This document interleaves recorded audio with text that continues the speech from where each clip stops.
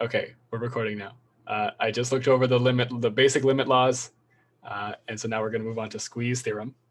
So squeeze theorem is generally, I mean, you can just write it as this, right? So if, oh wait, where's the, yeah, pretty much if you have some function and another function, that's kind of a bad way to say it. If you have some function, nope. Zoom is in the way. Zoom is like, I don't know how to get rid of Zoom. There you go. If you have some function and another function, they meet there, and you have another function that's in the middle, and it's always between the two, right? So if this top one is f of x, this bottom one is g of x, and this function over here is h of x, right? So if you have something like this, then if the limit as f of x approaches the limit, if the limits, so we're approaching this zero right here, right? The limit as f of x, I can't speak. The limit of x as f of x approaches zero. No, the limit of f of x as x approaches zero, if this is zero, if that's the same as the limit of g of x as x approaches zero, and these are always bigger than each other. So g of x is always like that of h of x is always like that of f of x, right? Then if these two agree, then it must be the same as this one because it's always in between, right? So if those two agree, it must be the same as that one. And that's pretty much it. Okay, but actually applying this is a little more complicated, which we could do a practice of that.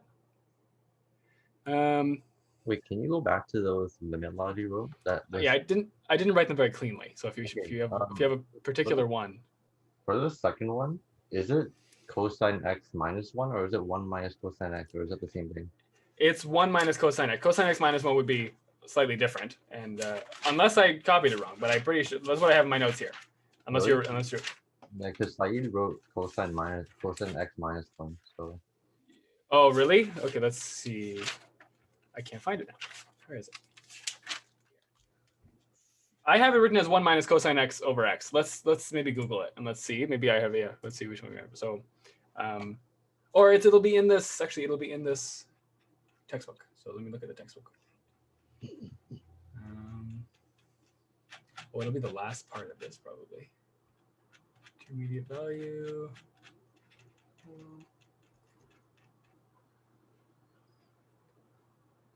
Check functions are continuous. No.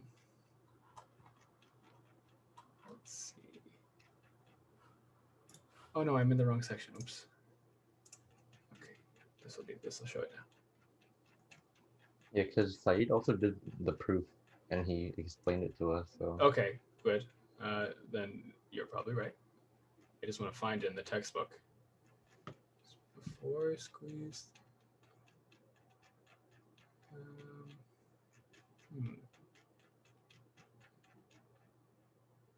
can't seem to find it. I don't really know what to Google to look for it.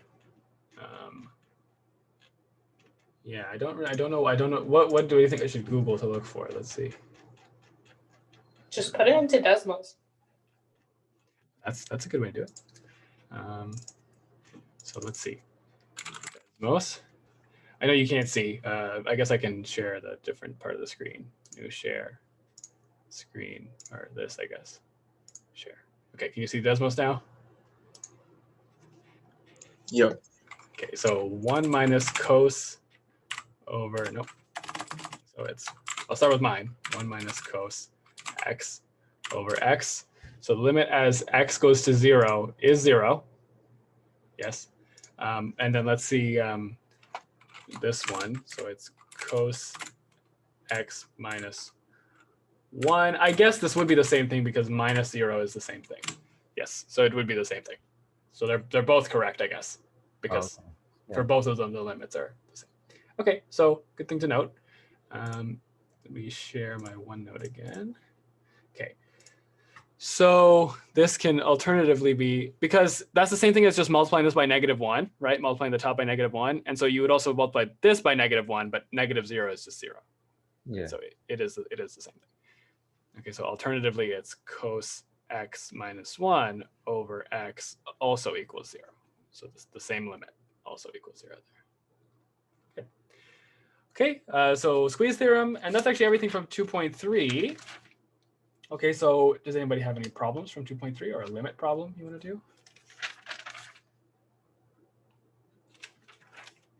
If not, I'll move on to 2.4. Okay. Okay, so that was 2.3. Let's take a look. We'll probably go back and do a squeeze theorem problem eventually, but for now we'll just stick with here. So 2.4 is continuity. Okay, 2.4 is continuity. So a function is continuous at a point if the limit as x approaches a. So I'll write it actually. It's continuous if the limit as x approaches a of f of x equals f of a. Right. So if that's true, then it's continuous at that point. So what that also has to kind of mean is that if the limit as x approaches a from the left side of f of x equals f of a, which also has to equal the limit as x approaches a from the right side of f of x. Right, so these have to agree. That's kind of what, for the limit to exist, it has to be both sides, right? So that's just kind of another way to think about it, right? If you have some kind of function, you have to be approaching the same thing at that point if you're going from both ways, and then it's continuous at that point. Okay, so that's continuity. I think the whole section is failures of continuity. Just check.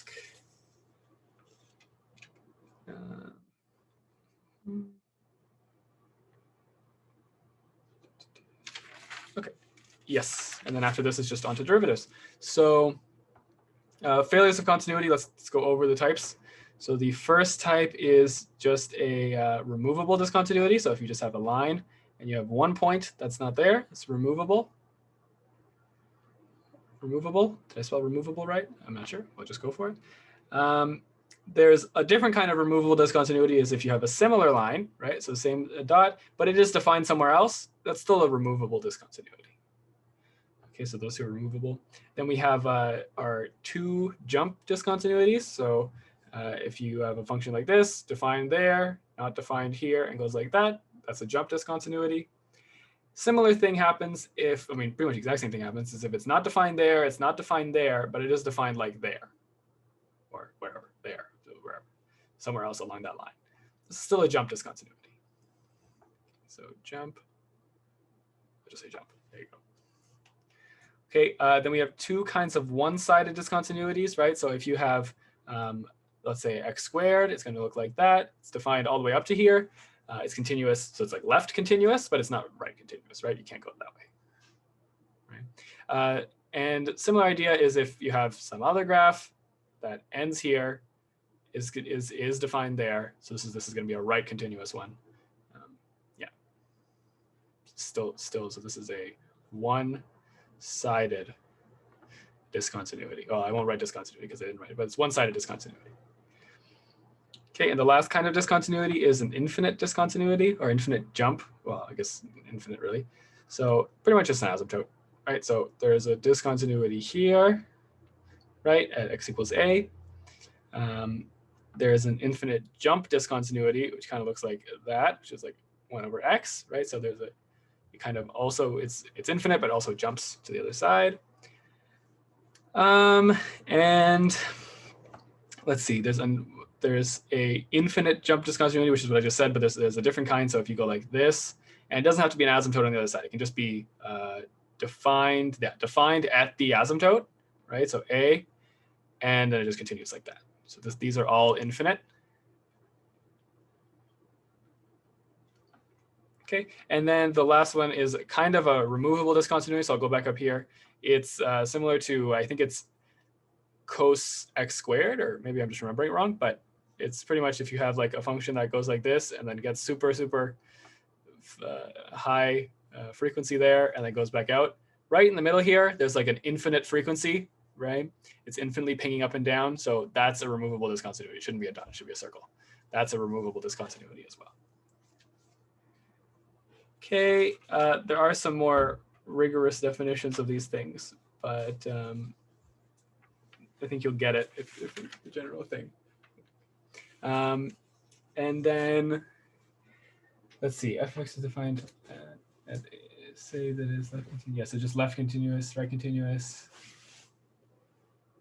Okay, that's nothing else really interesting here. Yeah, nothing else interesting in my notes here for 2.4. The last thing that it says here is composite function theorem. So composite function. Oh, I should open the chat. Let's see what people are saying in the chat. Let's see. Yes, I think you're right. Although intermediate value theorem isn't that important, but yeah, composite. So composite function. I'll go over intermediate value theorem as well. So composite function theorem is just saying, I'll just write what I have in my notes here. So if f of x is continuous at x equals L, right? If f of x is continuous there, then the limit. Oh, and the limit. Sorry, we're assuming two things. F of x is continuous at x equals L, and also the limit as x approaches a of g of x exists and is some number L. Then the limit as x approaches a of f of g of x, okay, is equal to f of the limit as x approaches a of g of x. Okay, there you go. That's composite function theorem. Yeah, that makes sense. Okay, which pretty makes sense, right? Because we're assuming f is continuous at a, so or yeah, at L. I mean, sorry, at L, right? So if g of x equals L, then of course f will be defined at L, and so then the limit will just be what's depending on the limit there of g of x. Okay, and then so the last one that someone told me in the chat here is that I should include intermediate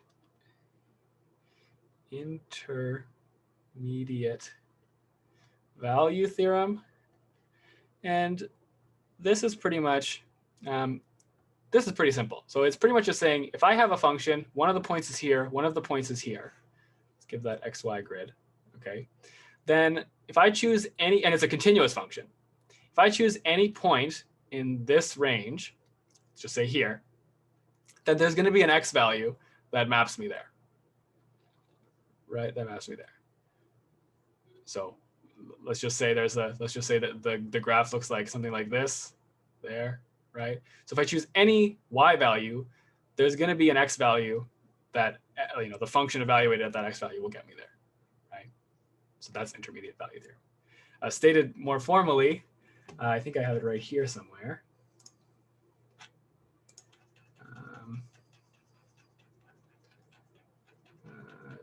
Let's see if I find it really quickly. Oh no, I'm on 2.4. Keep going to the wrong section. I think it'll be right here at the bottom. Yeah. So if f of x, f is continuous over AB, right? If f is continuous over AB, z is any real number, right? Between. So actually, I should say this. I should put this nicer. So z is a number between f of a and f of b, right? So the upper and lower bounds. Then there exists a number c where f of c, oh, not f of x, f of c is z, which is pretty much what I said up here, but just with equations, right? So if I choose any z, so this would be our z, then there is an f of c, and c is between, oh, and just to note, c is between a and b, right? There's a c between a and b that f of c is the value of z that I decided up there. Yeah. Intermediate value theorem is from 2.4, yeah. Again, not that important. It's pretty much just saying, if I have a point here, I have a point here, it's continuous, then it has to cover all the y values from there to there. Whoops. Cover all the y values from there to there. which makes sense. The only way that that wouldn't happen is if it's discontinuous, right? There's a discontinuity somewhere. Okay. Okay, so that's limit laws.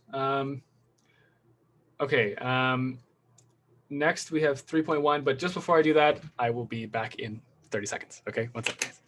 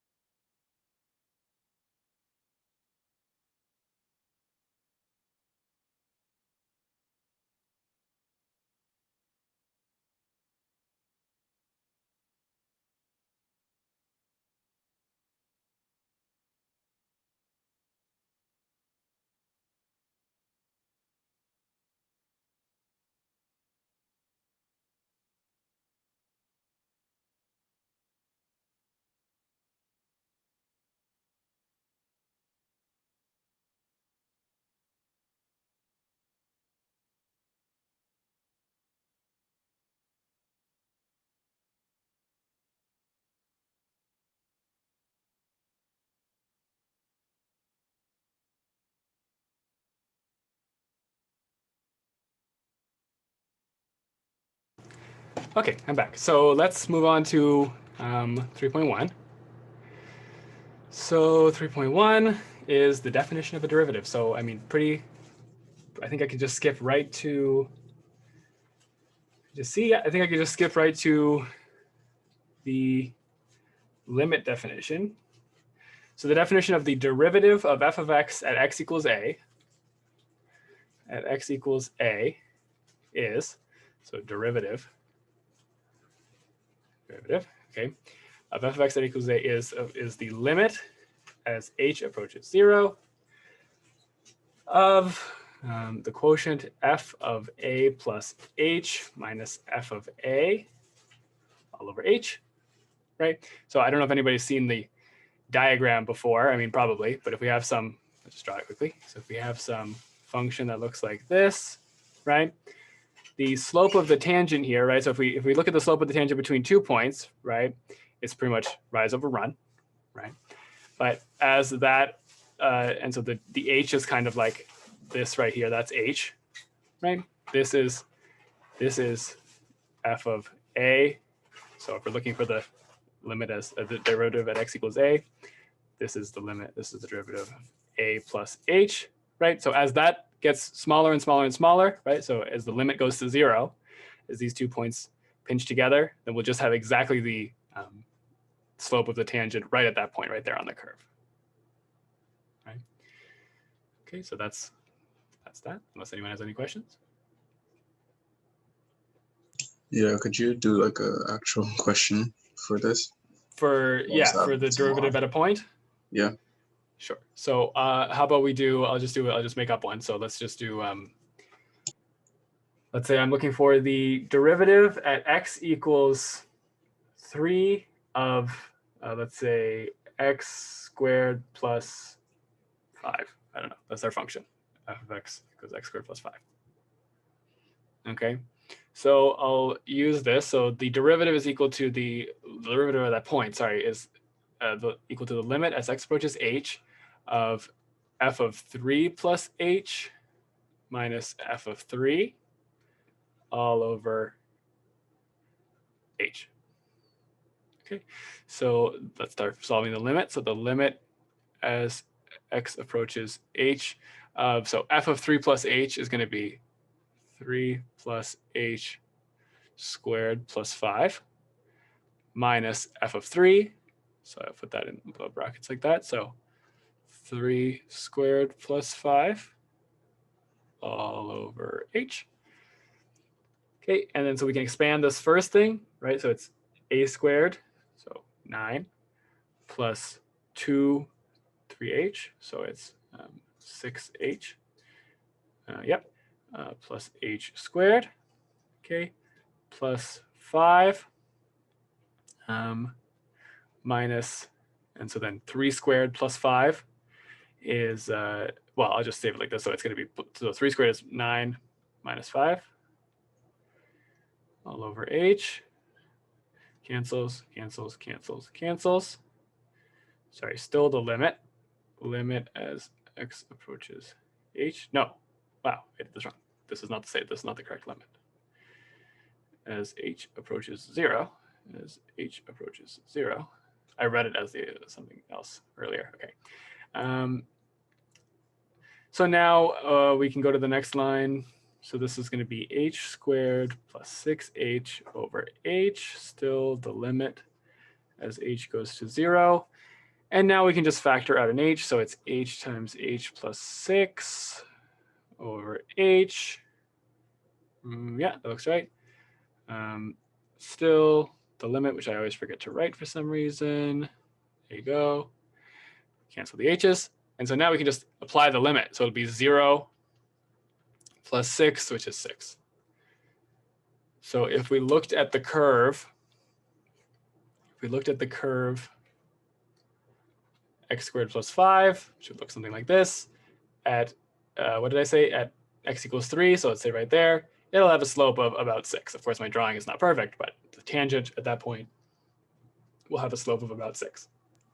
Yeah, thank you. But the real problem I had with this was that with the really like complex questions, like I don't know if it's just algebra, but then sometimes when you're breaking it up, it just looks so weird to me. We will do it. We'll do it with when we go to 3.2, which is the definition of a derivative as a function. I mean, the derivative as a function, right? So yeah, there we might for sure have more complicated ones, right? Which is what I'm going to go on to now. So the derivative as a function is just if you do the same process, but you're looking at just x is some generic number, right? Just x, right? So it's the same process. So 3.2. derivative, let's say d dx as a function. Okay, so the definition of that is f prime of x equals f of x plus h minus f of x. So it's the same idea. It's just that you again, I forget the limit as h approaches 0. So the same idea. It's just that you replace a with instead of some number, it's just x, and then you have a function f prime of x is that. Right. So yeah, we can do a example now. Of course, my teacher did like the most complicated possible example. So maybe my example here in the writing is not useful. Probably won't even have a question like that. Just see here. Okay. That's probably good enough for that. I mean, of course, yeah, let's do if maybe do you have a second order derivatives? Yeah, maybe do you have a question for like finding the no, I don't have a specific question. Okay, so let me try to find it then. Okay. Derivative as a function. Let me just try to find some. I don't know how hard it'll be, but we can try it for sure. Look at what we're the practice. Maybe if someone has a suggestion, we can do that too. There's one on the midterm if you want to try it. It's up to you. I guess so. If it's related to this, then yeah, sure. I guess so. Okay. Let's do that. So could you say it to me or could you send it to me somehow? Yeah, I'll send it to you. Okay.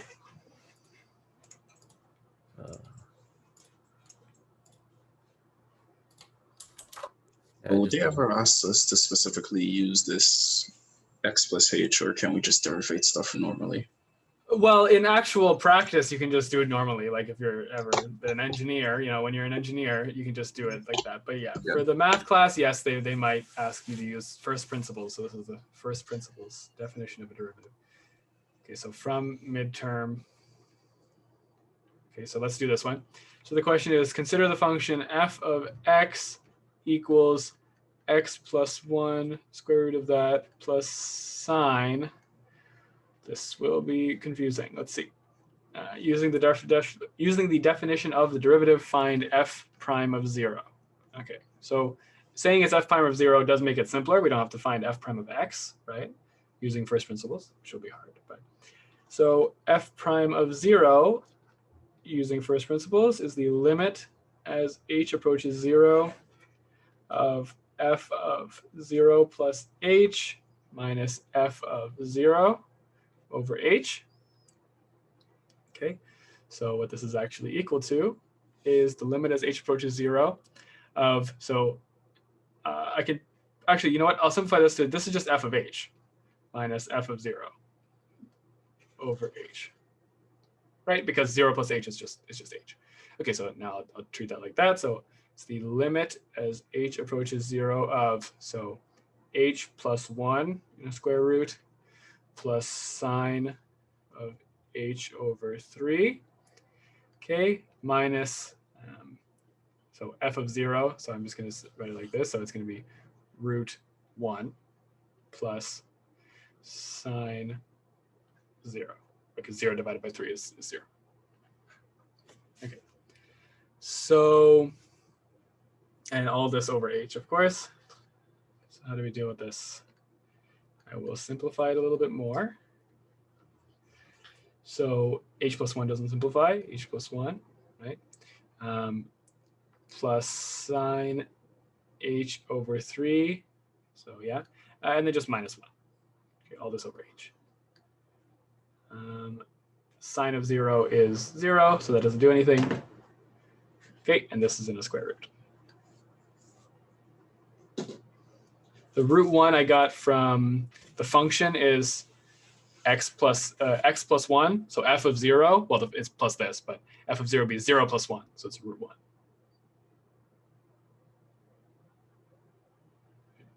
Okay. Yeah, I got that. Okay, so now, oh, I think, yeah. H over 3.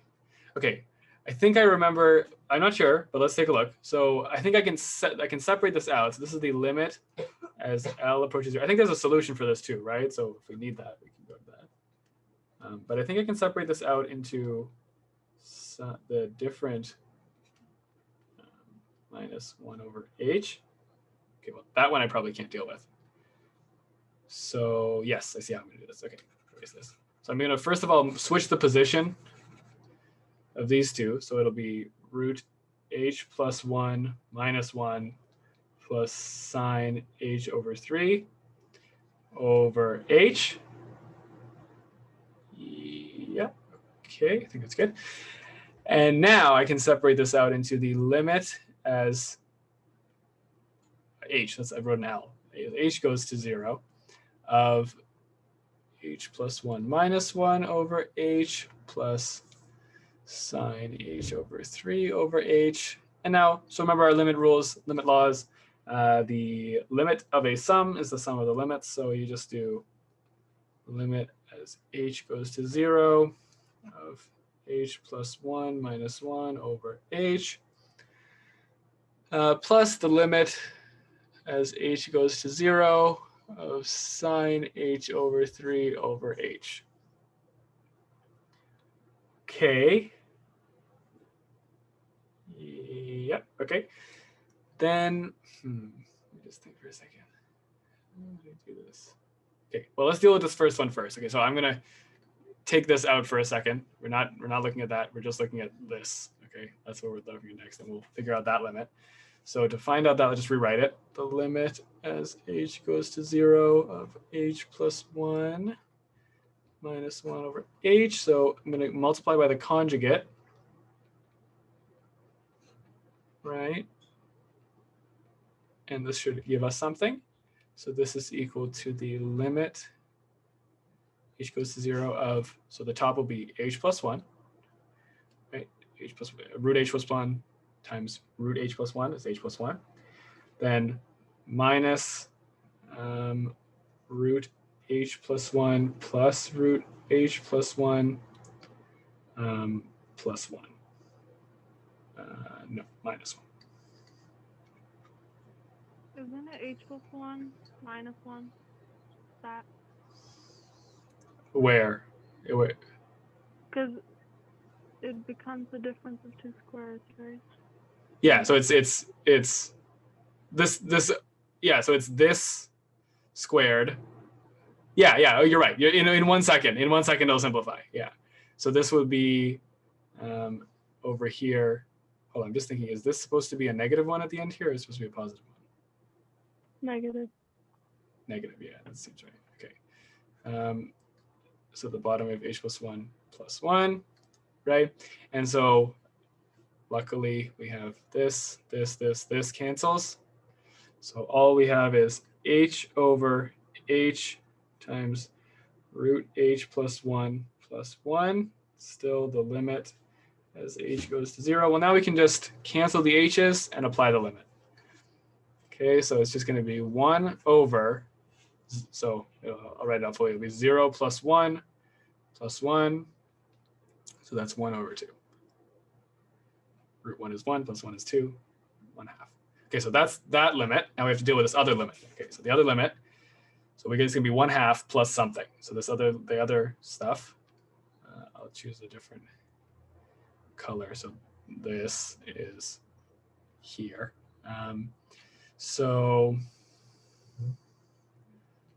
limit as h goes to 0 of sine, or negative sine, I think. Well, is it negative? No, not negative sine. I don't know why this line is here. It's the same as before. Sine of h over 3 over h. Okay. So, okay, so what I would do now, I'm pretty sure since it's h approaching 0, we want to use the identity, or the not the identity, but the rule, that is the limit as h approaches 0 of what we talked about before, is sine x over x equals 0 or 1. No, it equals 1. Okay, so we have to make this look like that. Now, how are we going to do that?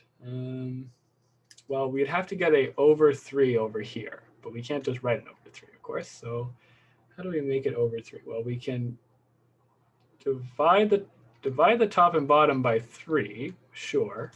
But all that does... You can multiply the whole thing by 1 over 3. Oh, That's but gonna okay. change it. It's gonna change the answer. No, but then Can if you multiply by 1 over 3, the bottom becomes h over 3. Yeah, but you can't just change it like that, can you? Yeah, you can. But also, if I multiply this by 1, if I multiply this by 1 over 3, it would be 3h. No, here, what's it called? Can you do what you were doing, Adam, and then separate that 3 in the numerator as a different limit? Does that make sense? Yeah, that does make sense. Let's see. I think we're still going to end up with something weird, but let's try. So, so this will be sine h over 3 over 3, and then this is just h over 3. Okay, not quite what we want. So can I change this? I can say limit as h approaches 0. No, that doesn't do anything. Okay, what I was going to do. Yeah, I can treat this as separate limits now, but then we're not using that rule, and we're still stuck with I can't evaluate this as the quotient of limits, because the bottom limit is 0, and you can't let the bottom limits be 0. Right? Limit as h approaches limit of h over 3 as h approaches 0 is 0. No, I mean like now how you have it. So you factorize 1 over 3 out, and that's just like 1 over 3, and the other limit is 1. Okay, so 1/3 here. Yeah. Sine h over 3 over 1 over h over 3. Okay. When I said multiply by the whole thing 1 over 3, I meant like multiply the actual whole thing, like the limit within it, it'll be 1 over 3 times the limit as h approaches 0 of the whole thing, because that's what Saeed does. Yeah. Yeah, and he proved to us it worked, so that's why I said multiply it. But that wouldn't help this question. That particular thing wouldn't help this question, because if I multiply by, so I'll move this to the side here quickly, and I'll just save it. I'll show you what he did, and maybe you can. Sure, I'll just move this over here. I think that this is a good start, but let's.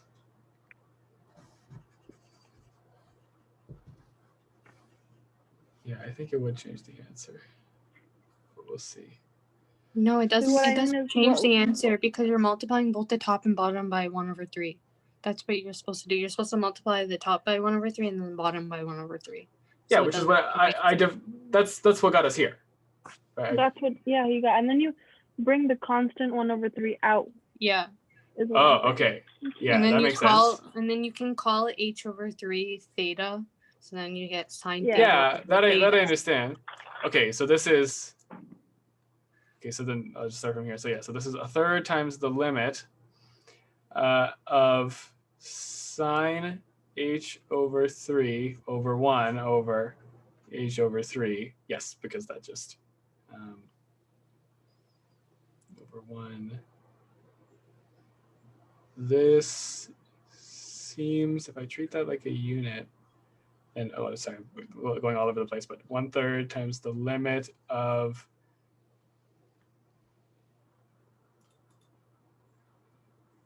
okay, part of me is telling me just put that there and then that would work. But if you think about it like fractions, this is going to be sine h over 3 over 1 times 3 over h.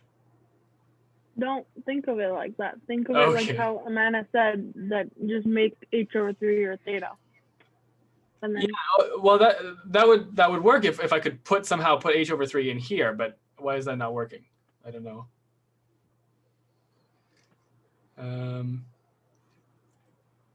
Doesn't it The flip over- with the no, 1? it's like, And then it's the 1 that's multiplying, not the 3 over h. I thought that was the rule for fractions on top of fractions. Yeah, this. So Okay. it would swap I guess places with the 1. something and then the I'm just messing up here, but yeah, that is a rule. I mean that should work. I don't know why it's just not working for some reason in my head right now. Oh, okay. This also works. Oh, but no, this is the same thing as saying yeah. This is the same thing as saying. Okay, so never mind. This does work. This is the exact same thing as saying divided by 3 over h over 3, Yeah, that's- flipping the fraction. So then it flips and multiplies. Which you can just stick down there. Right? I guess I'll leave that. And then, so yeah, so it's 1/3. There you go. Now it's making sense.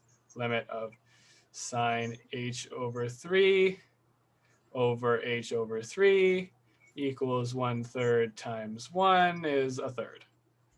Okay, so the answer is 1/2 plus 1/3 equals, so this is 3/6 plus 2/3, plus 2/6, so 5/6. There you go, 5/6. Okay. So yeah, so I see in the writing here, and this will kind of make more sense. So if we're trying to find, and I'll write it out kind of nicely. So if we're trying to find the limit as x goes to 0 of sine, so the example that I think it's James sent me. Yeah, James sent me this. So it's sine of 5x over x. Okay, this is equal to, if we just multiply the top and bottom here by 5, right? So that doesn't change anything. But this is a common multiple, right? You can treat the top one as just a common multiple, and you can just bring that to the front of the whole limit. So it's 5 times the limit of x approaches 0 sine 5x over 5x. So this is just 5 times 1, which is 5. So this isn't part of the example. This is just what James sent me to explain it. And yeah, so I think this one might make more sense to illustrate what we did. Yeah, it does. Could you hold that for a second? Let me quickly copy that down. Yeah.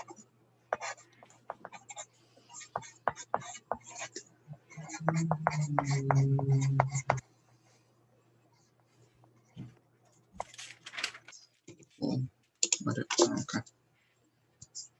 Okay, and so the question was, yeah, these limits. Okay, so what were we doing? Oh yeah, then the answer to the question, we forgot, like it's a long time ago, but yeah, the question was saying the derivative at 0. So the derivative at 0 is 5/6. And I hope that's the answer from the book. Is that the answer, James? Yeah, that's the answer. Okay, good. So there you go.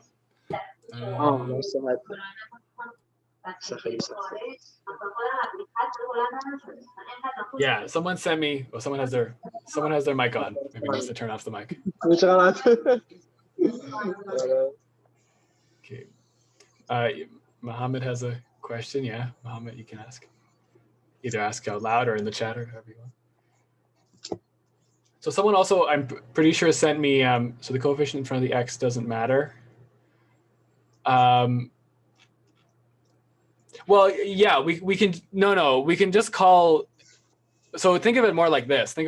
So the law is the limit as, what was it? As x goes to 0, so call it as theta goes to 0 of sine theta over theta. Theta can be whatever thing. So in this case, theta was h over 3, right? So as long as you have the thing inside the sine over the thing inside the sine, that's what matters. Right, does that make sense? Yeah, so in the case of this one here, our theta was 5x, right? So in this case, theta equals 5x, right? So it's the thing inside the theta over the thing inside the theta. It just has to be the same thing on the top of it. Yeah, there, right? Yeah, no problem, no problem. Okay, and then yeah, someone else sent me what I'm pretty sure is L'Hopital's rule on Discord. And yes, that would probably work. I just haven't learned that yet. So I don't know. I think it's L'Hopital's rule just by recognition. But yeah. So, okay. So that was that question. That was the limit. So not limit as a, not limit, the derivative as a function. That wasn't one of the derivative as a function. That was one of just the derivative just of a number, of a point. But similar idea. How would I do the derivative of the function here? Probably a lot more complicated, and I don't know. Yeah, I'm not sure. It'd be a lot more complicated. Okay, 3.2, the rest of 3.2 is just like notation and like what's the second derivative? Well, the second derivative is just the derivative of the derivative, right? So the nth derivative is the nth derivative. I don't know how to say that, yeah. Okay, so 3.3, unless if we're ready to move on 3.3, unless someone wants me to do anything else from 3.2. Hopefully we're good. Okay, so let's see. So for here, 3.3 is just the differentiation rule. So differentiation rules. Okay. So I'll go through them quickly. So, well, the derivative of a constant is 0, of course. The derivative of x to the n is n times x to the n minus 1, right? Then the sum and difference rules, which I combine, is just so I'm not going to write this one, but the derivative of like f of x plus g of x is the same as the derivative of f of x plus the derivative of g of x. Same with subtraction. Constant multiple rule. So the derivative of c times f of x is equal to c times the derivative of f of x. You can pull a constant out to the front. Okay, and then product and quotient rule are the actual two interesting rules. So product rule, well, just one rule, is if you have f of x times g of x, right? The derivative of that, so maybe I could have written that better, but it's fine. The derivative of that doesn't matter really what order, but the first one, I just think of it like the first one times the derivative of the second one plus the derivative of the first one times the second one. And this extends to multiple, right? So if I have f of x times g of x times h of x, right? So it'll just be, you'll have 3 terms. So this is 2 terms for 2 multiples, like two things being multiplied together. But if you have 3, well, you'll have 3 terms, and in each one of them is the prime. One of them is the derivative, and the other ones are not. So in this case, it would be, I'm not going to write it fully, but it'd be f prime g h plus f g prime h plus f g h prime. Okay, so does that make sense? It extends like that. If you had 4, you'd have 4 terms, still each one is a prime. Okay, and quotient rule, I don't think I've ever once used it in actual practice because I always just use product rule. So I'll write it here because I probably need to remember it too. But quotient rule is, so for finding the derivative, so dx of f of x over g of x. So that's equal to, so f prime of x times g of x, g of x minus f of x times g prime of x all over g of x squared. Again, I never ever use this. I always just do, so if I have a situation like this right here, I treat it like a product rule. So I rewrite it. So if I'm looking for the derivative of f of x times g of x, but g of x is to the power of -1, right? And now I just use the product rule and the chain rule. So product rule and chain rule here to solve that, which I think is a lot easier than memorizing another formula, which I can never memorize. So for some reason, I have trouble memorizing it. I think a lot of people have trouble memorizing it. So yeah. Okay, so we can. I can do some examples if someone has some examples of just using product rule and quotient rule, or unless we just want to move on. Just let me know. Maybe not. I hear someone turn the mic on, but maybe that was not for this. Okay, yes, I guess not. Okay, so then that's 3.3. 3.4 is the derivative as a rate of change.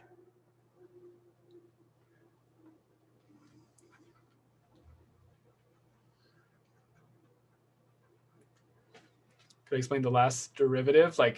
Yeah, like what I did here. Here, how about I do one example? Someone asked, yeah, maybe I'll do one example with this, how I do it here. So I'll move this over. Someone just asked in the chat for an example. So yeah, I'll do that. Actually, I'll move this down, probably fit it.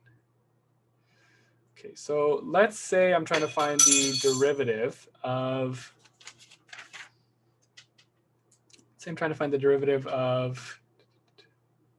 is this going to give me something weird? No, it shouldn't. Okay. D by dx of x squared plus x minus 1 over, oh, is there actually an example with the quotient rule that he did?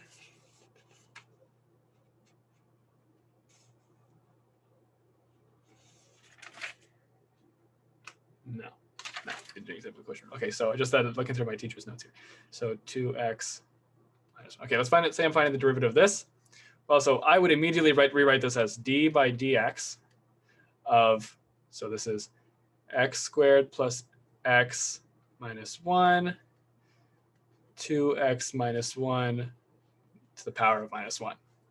Okay, so now I can just use product rule. So I'll treat it like the derivative of the first one times the second one. So the derivative of the first one is 2x plus 1, okay, times the second one. So that's 2x minus 1 to the power of minus 1,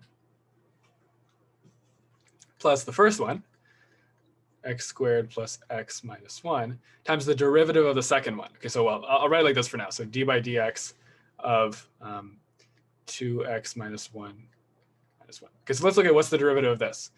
Well, using the chain rule, right? So this is a power. So we bring the power down to the front. 2x minus 1, subtract 1 off, minus 2, times the derivative of the inside, which is 2.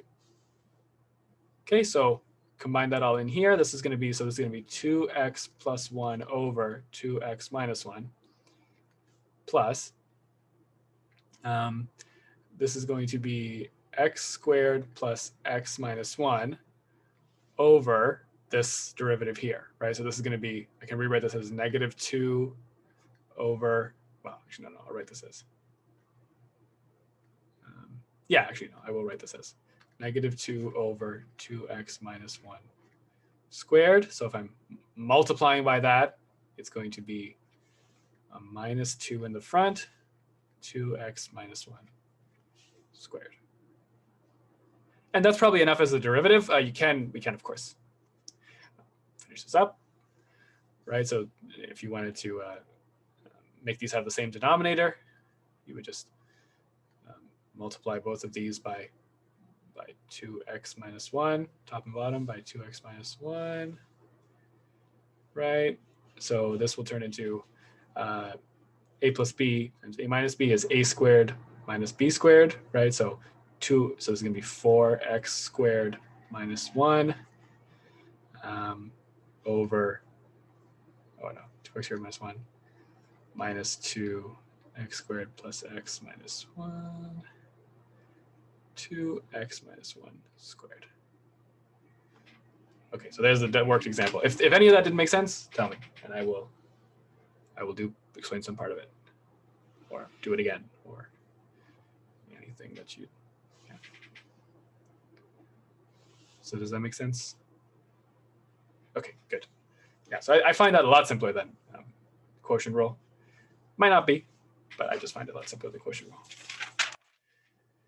Next is derivative as a rate of change. So all that is pretty short. I think. Let's check. Yeah, derivative as a rate of change. All that's pretty much saying is, let me just see this. Oh, we did do linear approximation. Yeah, so linear, okay, so linear approximation, which I have not done a single practice problem of. I don't think it was even the practice work because I did all the practice questions. Linear approximation is pretty much, if you have some function f, you find the equation of the tangent at some point a, right? Then of course f prime of a is equal to f prime of a is equal to m, the slope of the tangent, right? So that's like what that means. So then I'm pretty sure, let's just see this quickly. Yeah, so then we can find f of like a plus 0.1. If the function's complicated, that might be a little bit tricky, but you can actually just use the tangent line. So you can just find a little bit further on, just go a little further on the tangent line, and it's probably close to it. So you'd say that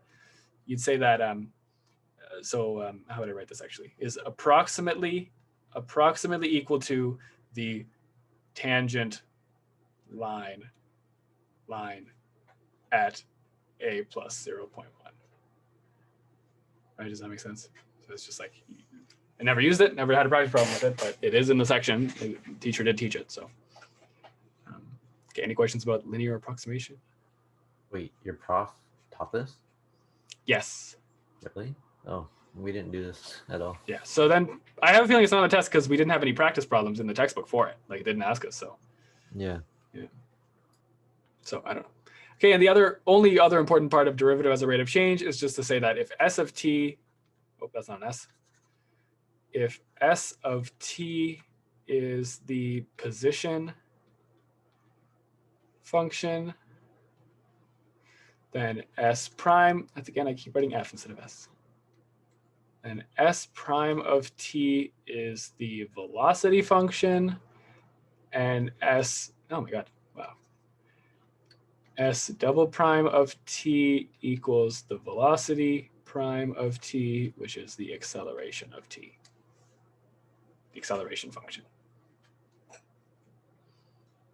Right, and that's pretty much it. There you go. That's rate of change. That's a derivative as a rate of change. Okay, 3.5 is trig functions. Okay, 3.5. So honestly, it's just kind of memorization, right? So d by dx of sine x is, well, I don't have to write an arrow, I can just write equals cos x. D by dx of cos x equals negative sine x. Okay. D by dx of tan x equals secant squared x. Okay. Yes, there's some. Let me just see this quickly. Yeah, there is some, like I could derive this now if anyone was interested. I'm not sure if anyone is interested, but I could derive this. Just shout now if you want me to derive this, like show how do we get that. Or if it's just good with memorization, then we're just good with memorization. I don't know how to derive the other ones. Okay, and then d by dx. So then these are the inverse, not the inverse, but they're reciprocal Trig functions. So d by dx of cotan x is negative cosecant squared x. D by dx of secant x is secant x tan x, okay, and d by dx of cosecant x is negative cosecant x, these deep brackets, cotan x. Okay, there. And I think that's everything. Next is just example. So if someone wants me to do an example, I can of using these, but they're relatively self-explanatory. Just when you find the derivative of sine, it's cos. Derivative of all the other ones is the other ones. How would I memorize this? First couple, like obviously the first two are fine to memorize. Just remember sine is cos and cos is negative sine. Okay, tan, I'd kind of just lump it in the same boat. It doesn't really make, it's not like super simple to see. The other ones, again, like my teacher kind of went through this, like there is some logic to it. Yes, we'll do derivative inverse trig functions. That's a little bit, that's a later chapter. I think it's 3.9. No, that's 3.9, 3.7. I think it might be 3.7. Yeah, I'm pretty sure it's 3.7. So we'll do it there. So yeah, how would I memorize this? The tans, oh no, I was gonna say the tans have secants. That's not even true. Well, I guess here. The cos have a cosecant. The secant has a secant. That's about all I can help with. Yeah, just gotta memorize that. Okay, so then that's all for 3.5, unless anyone has any questions. I'll move on to 3.6. Just the chain rule, right? Which is how we find the derivative of composite functions, right? So the derivative of composite functions, if we have something like f of g of x, right?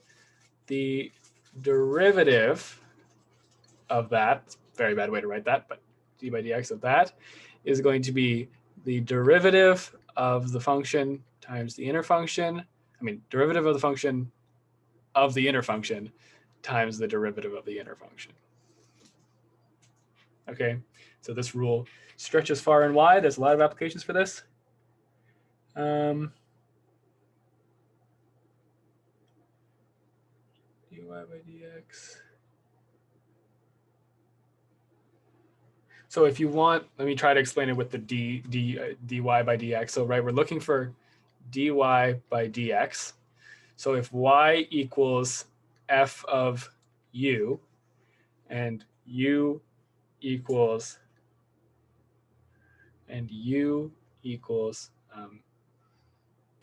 g of x, right?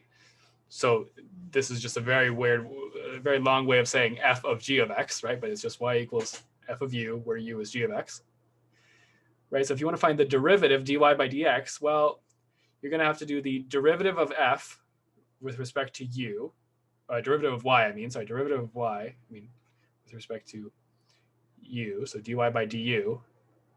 And then you're going to have to do du, this other function, by dx, right? Because the actual thing inside the function is an x, and the actual thing inside the function is a u here. So let's put a u and an x, right? And so then, yes, then you can kind of see, it doesn't actually cancel, but you can kind of imagine it cancels, and you're left with dy by dx, right? So derivative of the first one with respect to the inner function. So it's just going to be, so that's a way of saying f prime of u times u prime.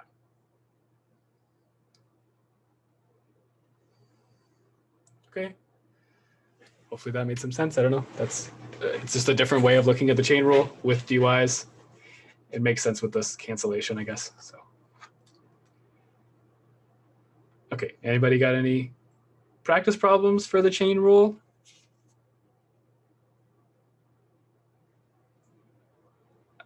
Let's look at quickly, how would you do the chain rule for three functions? So the chain rule for three functions, so if you have f of g of h of x, like that, well, similar idea to what you might imagine. So it does extend. So the derivative of this is f prime of g of h of x, okay, times the derivative of the inside. But now we just treat that like its own like 2-layer one, right? Like it's just like the one we did up there, right? So this is going to be g prime of h of x times h of x, right? So then it just simplifies like that.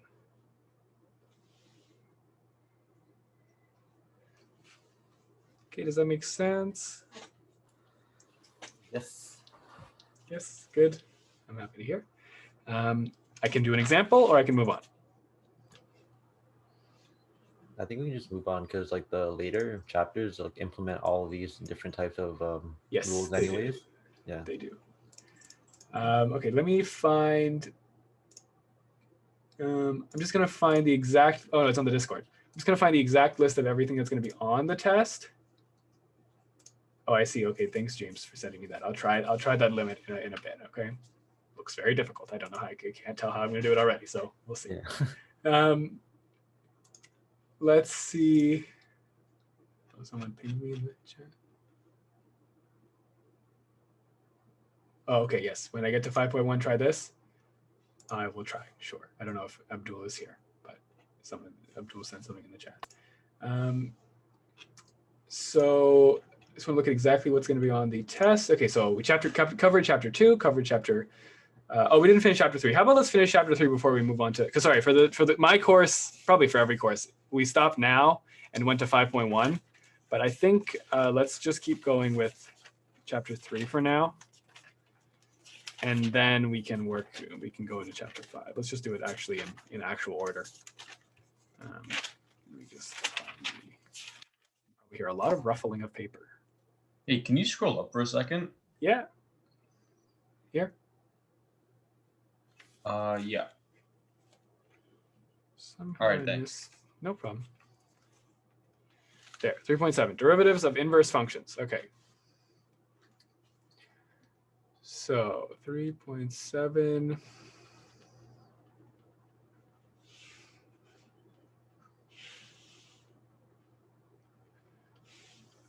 Functions.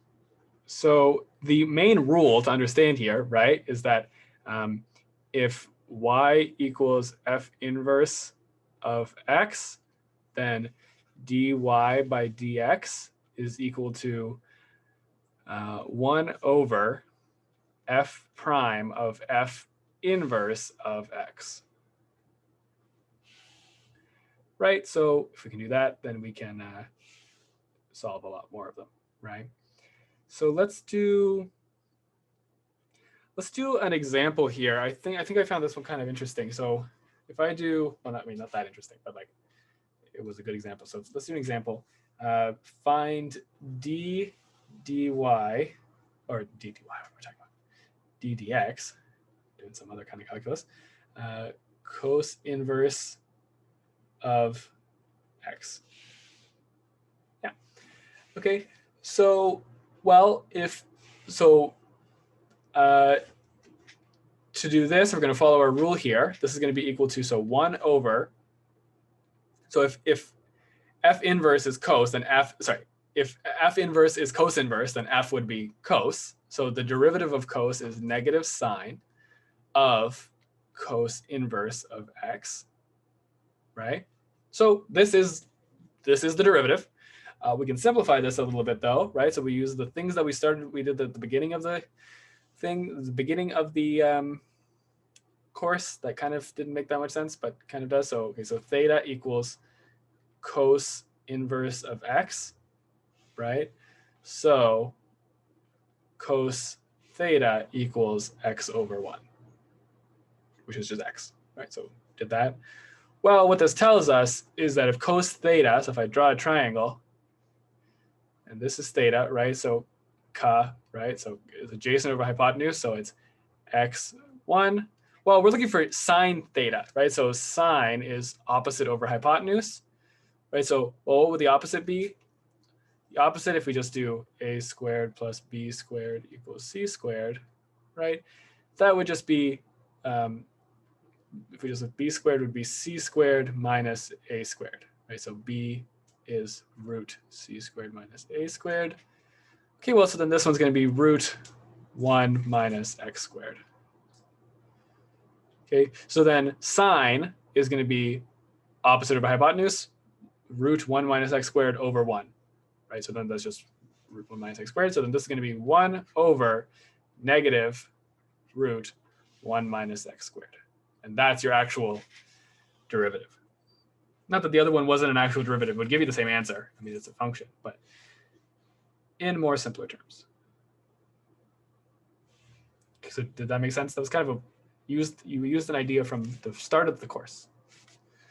But I hope that made sense. Yes. Okay, good. Maybe let's try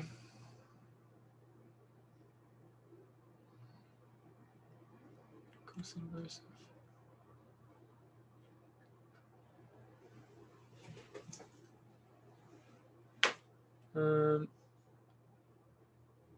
Okay, that's okay. That's fine. Or we can move on, I guess. The derivative of, I guess I should just write down what are the derivatives to know, right? So do I have them here? I should have them here. Yeah, the derivative of, yeah, here, okay. So the derivatives to just know, I guess, is d by dx of sine inverse of x is equal to 1 over root 1 minus x squared. So using the same idea as this, right? So we found that the derivative of cos inverse is this, right? Using that same idea, you can come to these other conclusions, right? So I'll write them all out, but you don't really have to memorize them because you can just do this each time if you need to find the derivative. So they're debatably worth memorizing, but only debatably. Okay, so then I'll do tan next. So tan inverse x, the derivative of that is 1 over 1. Can't tell if it's a plus or a minus. I think it's a plus x squared. Maybe someone could check that. It's plus. It's plus. It's plus, okay. But it's probably an x and not just some random squiggle. There you go. Okay, the next one, secant. So d by dx of secant inverse of x equals 1 over x root x squared minus 1. Okay, d by dx of cosecant inverse x equals 1 over x root x squared minus 1. Good. And then I don't see cotan here. Did I do cotan? Oh, I did cotan. Wait, hold on. Oh, I just didn't write it for some reason. It's like further up the page. I didn't write it. So cotan inverse equals negative 1 over, didn't do that yet, negative 1 over root 1 plus x squared. There. Again, don't have to memorize these because you can just work them out, but here they are. Okay. Okay, so that's all the important things from 3.7. We can move on to 3.9. 3.8, I mean, of course. Sorry to interrupt. Yeah, no problem. For the secant and cosecant, you know how you did 1 over x times the square root of x squared, blah blah blah. Yeah, yeah. I think in some of the formulas it has x in absolute value. Do you know why? Yeah. My teacher explained this. Something to do with. Let's see if I have it on the page here. Yeah, because I don't know if like we should keep it as absolute value or if we should just write x for actual questions. So I think it's to do with, so remember when we were learning the inverse functions, I don't know what teacher you have, but probably went through the same things, is that saying that these inverse functions, they have to define the domain of these functions like explicitly. It's not just, right? So for some of them, like cosecant and I think secant, for these two, there is different versions of them depending on what's your explicit domain. And so then depending on which one you use, some of them might have absolute values here and some of them might not. Okay, so what do you recommend? Like, do you think we should keep the absolute value there, or like when you have like questions or when you do questions? I would probably not put the absolute values. I would probably just put this because Have you come across a question where you had to? No, I have not. I have not come across the question. Okay, all right. Thank So, you. so yeah, I think it's okay. I Wait, would is just it? use it without. I think cosecant is negative, right? Maybe I messed it up. Let's see. Cosecant is, yep, I just couldn't, I wrote it really small on my page. So yes, it is negative. Yes, there you go. Okay, so ready for 3.8? Yes, of course. Okay, 3.8 is implicit differentiation, which I thought was really cool. I have a bunch of questions from here. Yes. So I'll just generally go over it, and all in all, right? It's pretty much as if you have something that's not a function, right? But you still want to find the derivative of it. So this is not a function anymore, so not a function, but it is still a relation. Okay. So what that means is it's a more of a loose relationship between x and y. So a function is a very strict relationship. Y is something happening to x, but a relation is looser. So you could have y equals something happening to y and x, x and y, right, on both sides here, right? So to define a point you're talking about, so for a function, you just need to know the x value, because that can only mean one y value. Like over here, if you say this x value and you ignore everything past there, it can only mean one. But when you're talking about relations, you need to have the actual point, right? Because you need to put both values into here, right? So because you have to explicitly say, do I mean this point, do I mean this point, or do I mean this point when I say this x value? Okay, so implicit differentiation is how do you find the derivative of a relation? Okay, so I think it's best if we just go right to a practice for this one. So yeah, someone said they have some practice problems that they want me to do. So maybe go for it. Yeah, 303. 303 from the textbook? Okay. Yeah, from the textbook.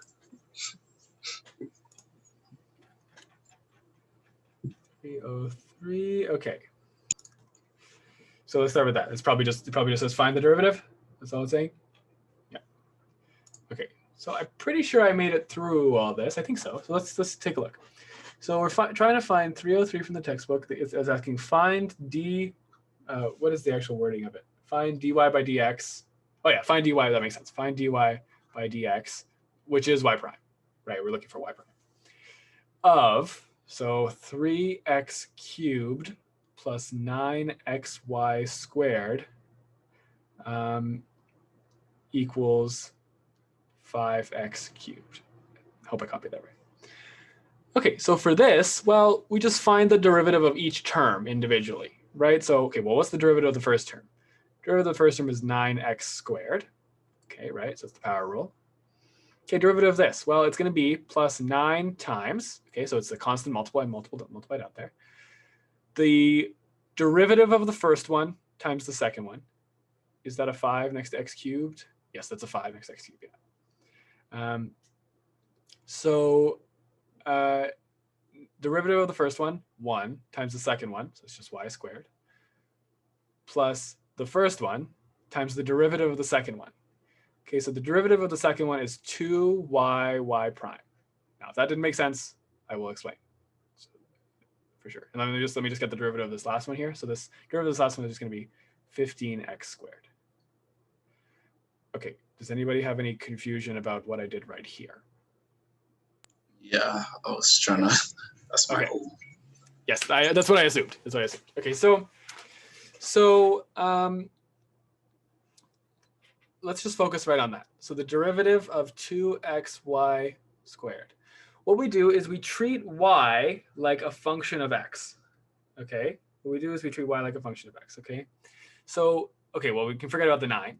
And so the derivative, of course, well, the first one is the derivative of the first one times the second one. Great. Plus the first one, the derivative. Think of it like this: it's as if you had this. It was so y is a function of x, which means you can kind of replace y equals f of x, right? So it's a little bit more complicated than that, I think, theoretically, but this is how the teacher kind of explained it. So you can treat it like a function of x. So if I had f of x squared, then the derivative of this using the chain rule, right, would be 2 times the stuff on the inside, f of x to the power of just 1, subtract a 1 there, times the derivative of the inside. Oops, times the derivative of the inside. That's just the chain rule. So f prime of x. And just replace the y's with the f of x's with y. So it's going to be 2. That's not a prime. Sorry, that's a 1 to the power of 1. So 2y, y prime.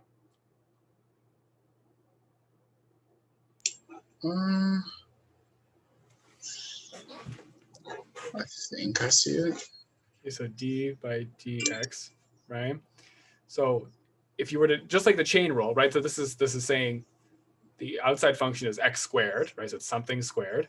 Derivative of that is 2 times the thing inside the bracket times the derivative of the thing inside the bracket. So the thing inside the bracket is xy after we've removed the 9. Well, careful. So we're just focusing on, so yeah, so ignore the 9 because it doesn't actually do anything, right? It's just a constant multiple. So forget about that. Then the product rule. So the product rule is the derivative of the first one times the second one. That's this. Yeah. Right? So just 1 times y squared. Now we're doing we're doing the first one times the derivative of the second one, right? So how do you figure this out exactly? Well, that's this right here, right? So if y is a function of x, right? So y, I'll go through it quickly, right? Y is a function of x, then that's pretty much saying f of x squared.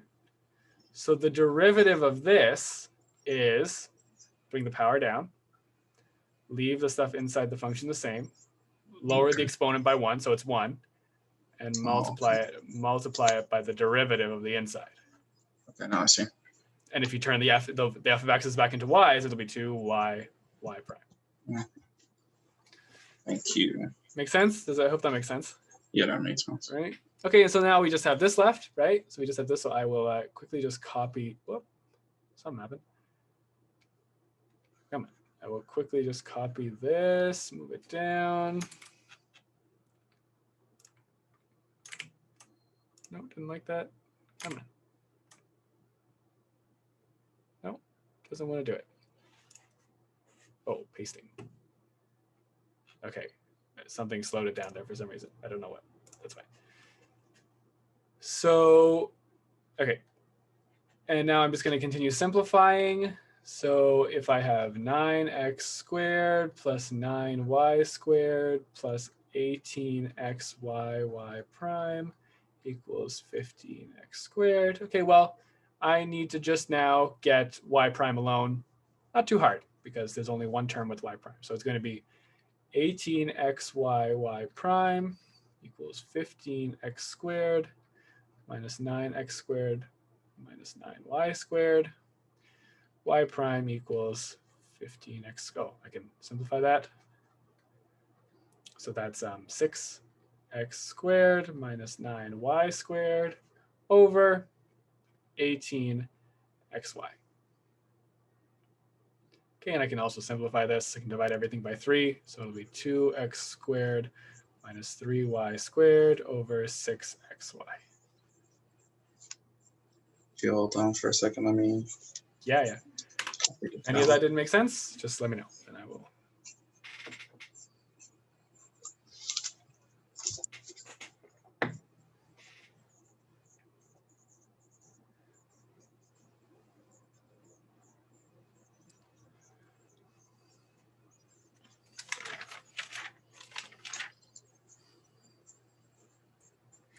I thought this was really cool because, you know, it seems like more real. It's like we're not just doing functions now. We can do stuff that isn't, you know, functions is a pretty strict limitation of a relation, right? So now that we can do it with not just functions, I think it's pretty interesting.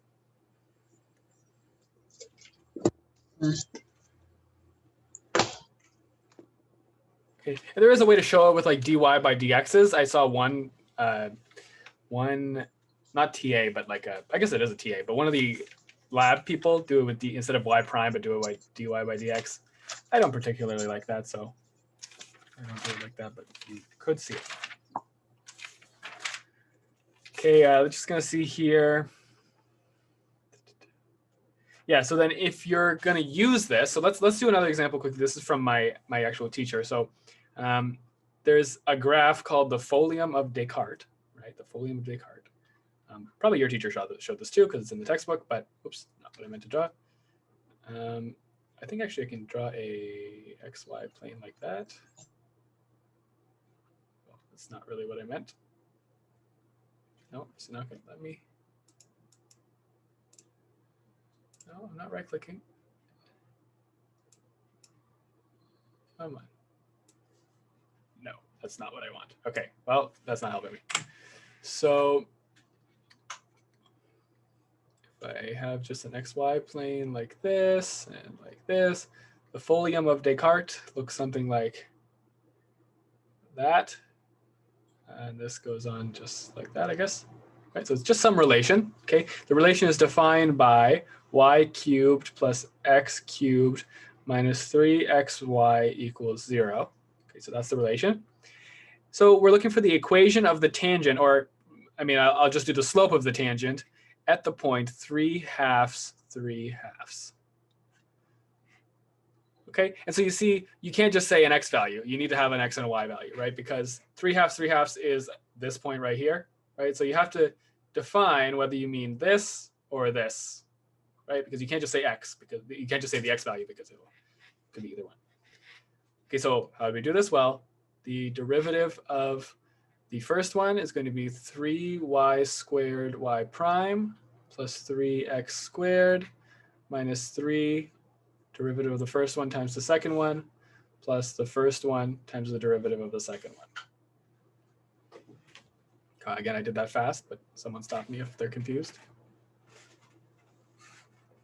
Okay, so 3y squared y prime minus 3y minus 3xy prime equals minus 3x squared.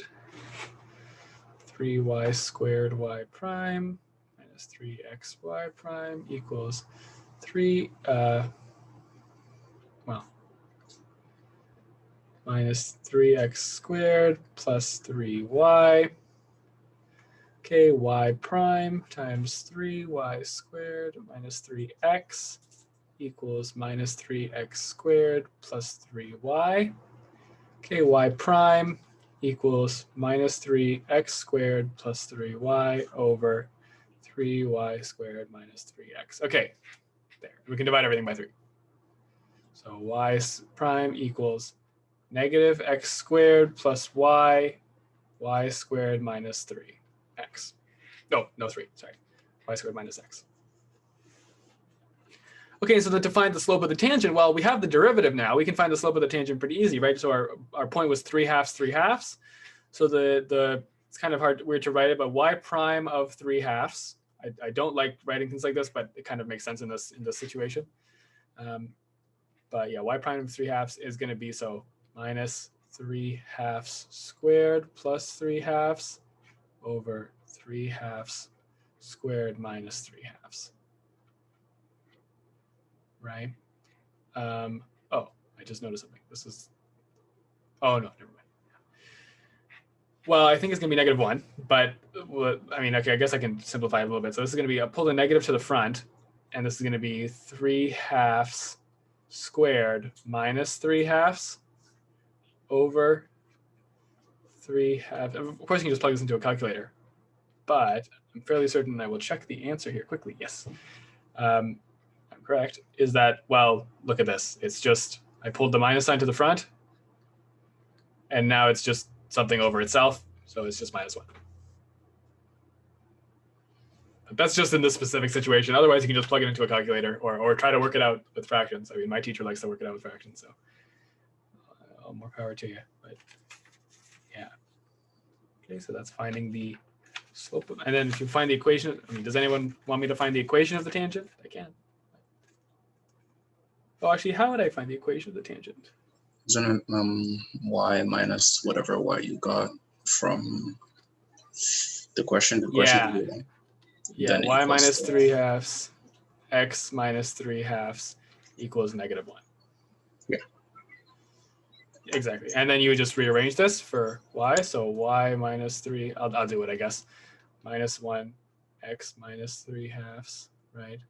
Y equals minus x plus 3/2 plus 3/2. So y equals minus x plus 3.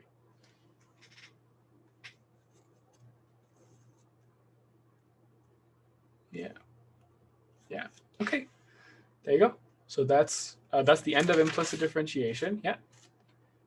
After this is going to be derivative of exponents and then logarithmic differentiation. Derivative of exponentials, I mean, not derivative of exponents. Then antiderivatives, and then just chapter 5. So we're pretty much almost through it. Okay, so any questions about implicit differentiation? Oh, wait, can you do one question? Yeah. Sure. 321. 321. Okay, this looks like a good one. 321.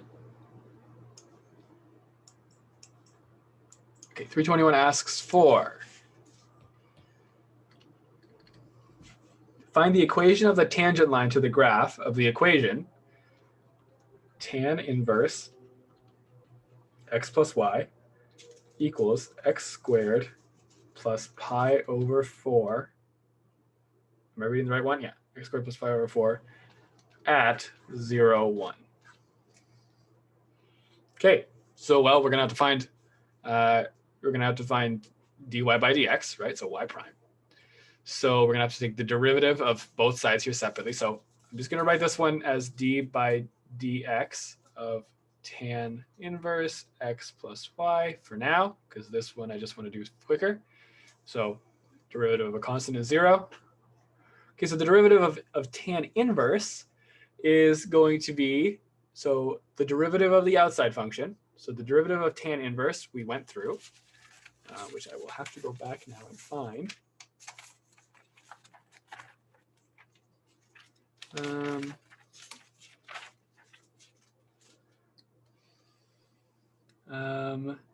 One over where's- 1 plus squared. Yes, there we go. 1 over 1 plus X squared. plus x squared. So the x is x plus y, right? Yeah. X plus y squared, right? Times the derivative of the inside thing, right? So the derivative of the inside thing is 1 and then y prime. So it's just y prime. Okay, equals 2x already. There you go. Okay, so it's going to be y prime.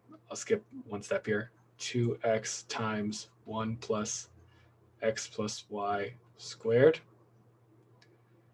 Okay, and we're looking for the derivative at, I could expand this, but don't particularly need to. So the point is 0, 1, right? So y prime equals, 0. Is the slope equals 0?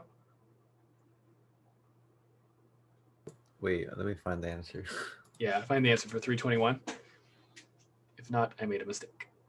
And let's see. 321. The slope is not that. It's not 0. What is it? It's -1. -1. So Wait, is the derivative of x plus y 1 plus y prime? yes, it is 1 plus y prime. Yes, you're right. So this derivative is 1 plus y prime, which means it's 1 plus y prime, that, which means it's this, which means y prime is 2x 1 plus x plus y squared minus 1. And so then the derivative at 0, again, it doesn't really make sense to say derivative of 0 because well, derivative of 0, 1 is -1 there, right? Because this whole thing turns to 0 because x is 0. So this whole thing turns to 0 and we just have to subtract 1 and there you go. So did that make sense? Oh So yeah, okay. you don't- I just you made an don't- extra step. So when the point is 0, so let's say the point, like as right here, is 0 and 1, right? We don't sub in that 1 up until we have to find the equation of the tangent line. Yeah, no, that's just saying what point that they want the tangent line at. To find the derivative, it doesn't. In general, you find the derivative regardless of the point. You just find the derivative, as a function of x, Right. or as just like a relation in this case. Okay, makes sense. Thank you. All right, no problem. Are you gonna take a break now or no? Because actually, I have to go do some. Okay, I can take a break for a bit. Yeah, sure, we can, because we're doing good on time. So how about we take a, I don't know, 15-minute break? Okay, sounds good. Or I guess let's just make it 20 minutes because we'll start at 8 o'clock. Okay. So I guess I'll see everybody in 20 minutes. I'll stop my share for a minute and yeah. Okay, back soon.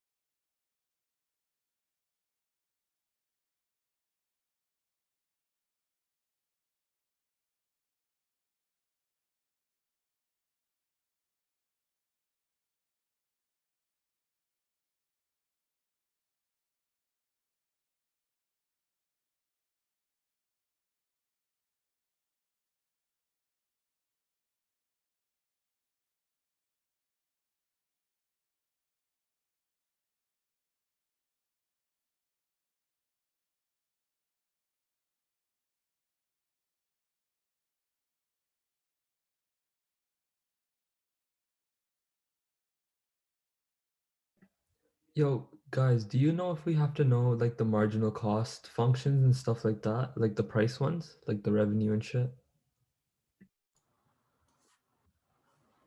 I don't even know. I just skipped those questions when I got to them. Okay. Cause like I don't think we covered them in class. Yeah, they never gave an example like that. Like you know what I mean though? Like the cost, revenue, the Yeah, price, the marginal revenue things. yeah, the profit and shit. I don't think we need to know those. Probably not. I'll ask Adam when we come back. I just want to double check with someone. Yeah. Yeah.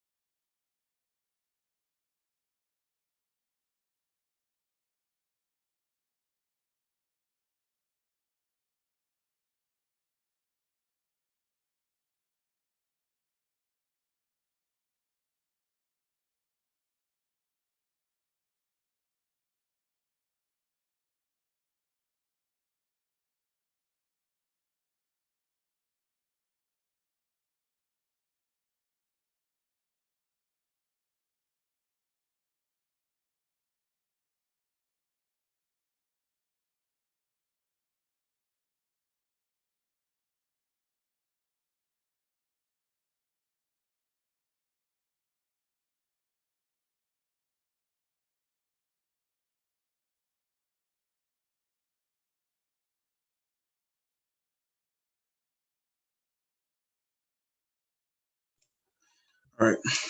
Do you leave? Say he's coming back in 8.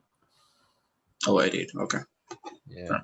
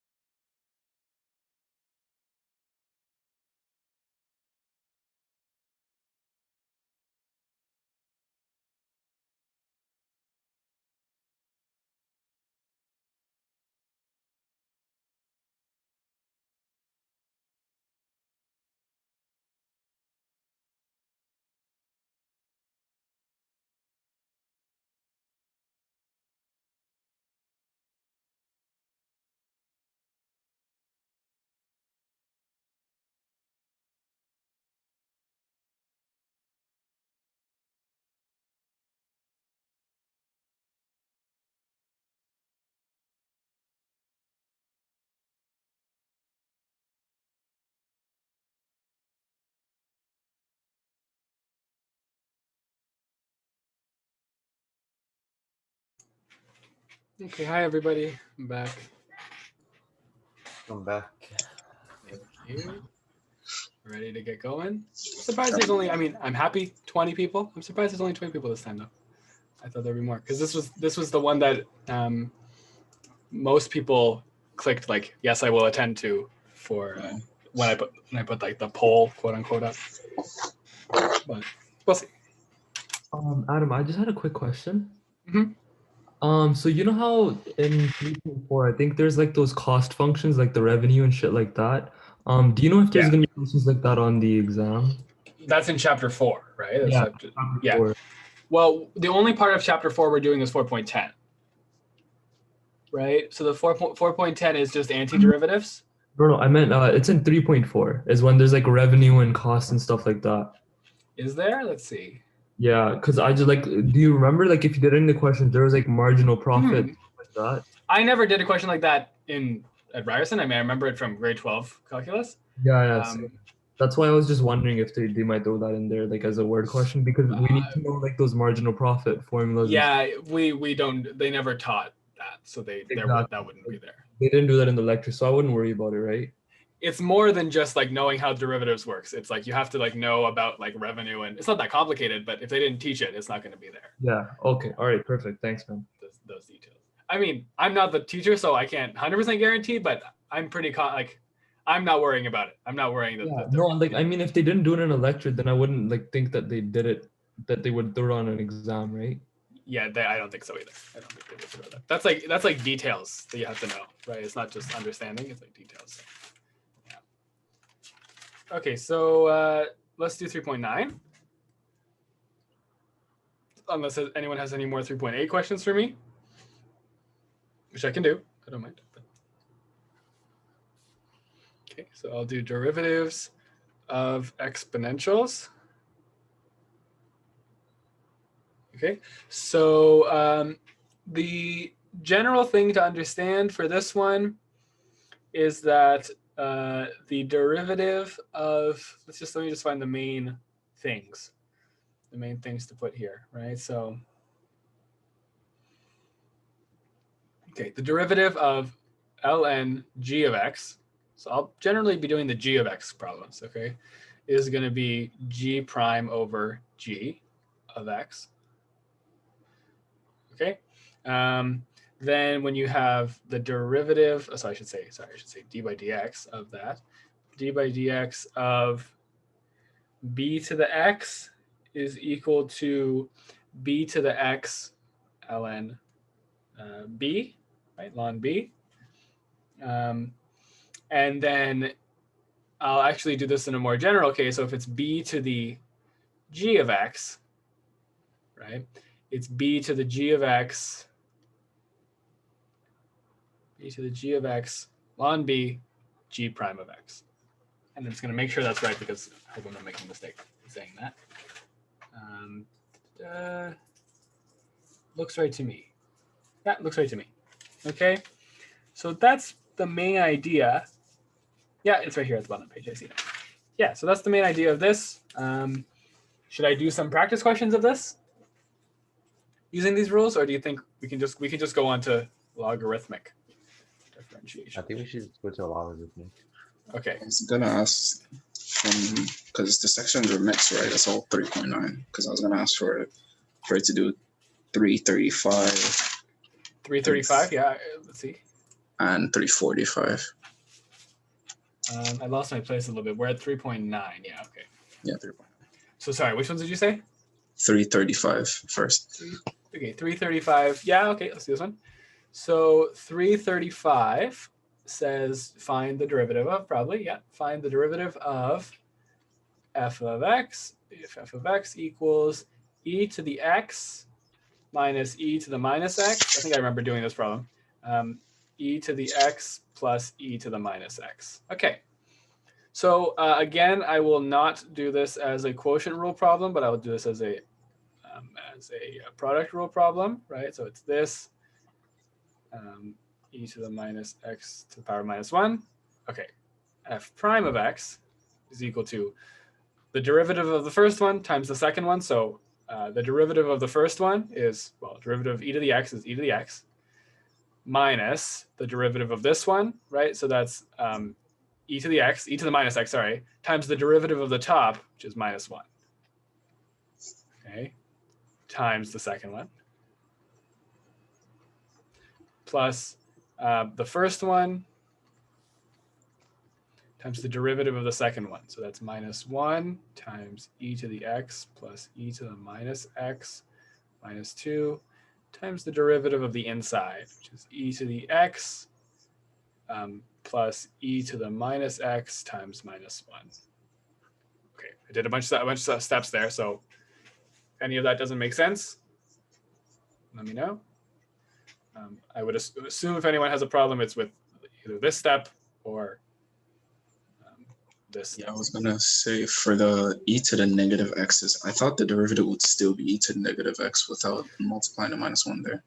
So in general, the derivative of e to the x, well, let's look at it like this. So of course, the derivative of e to the x is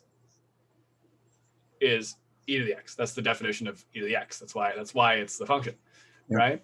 So, but the more general case is if we're looking at e to the g of x, right? So the derivative of this is, well, actually, even more general case is b to the g of x, right? So b to the g of x is, the derivative of that is b to the g of x, right, times ln b times g prime of x.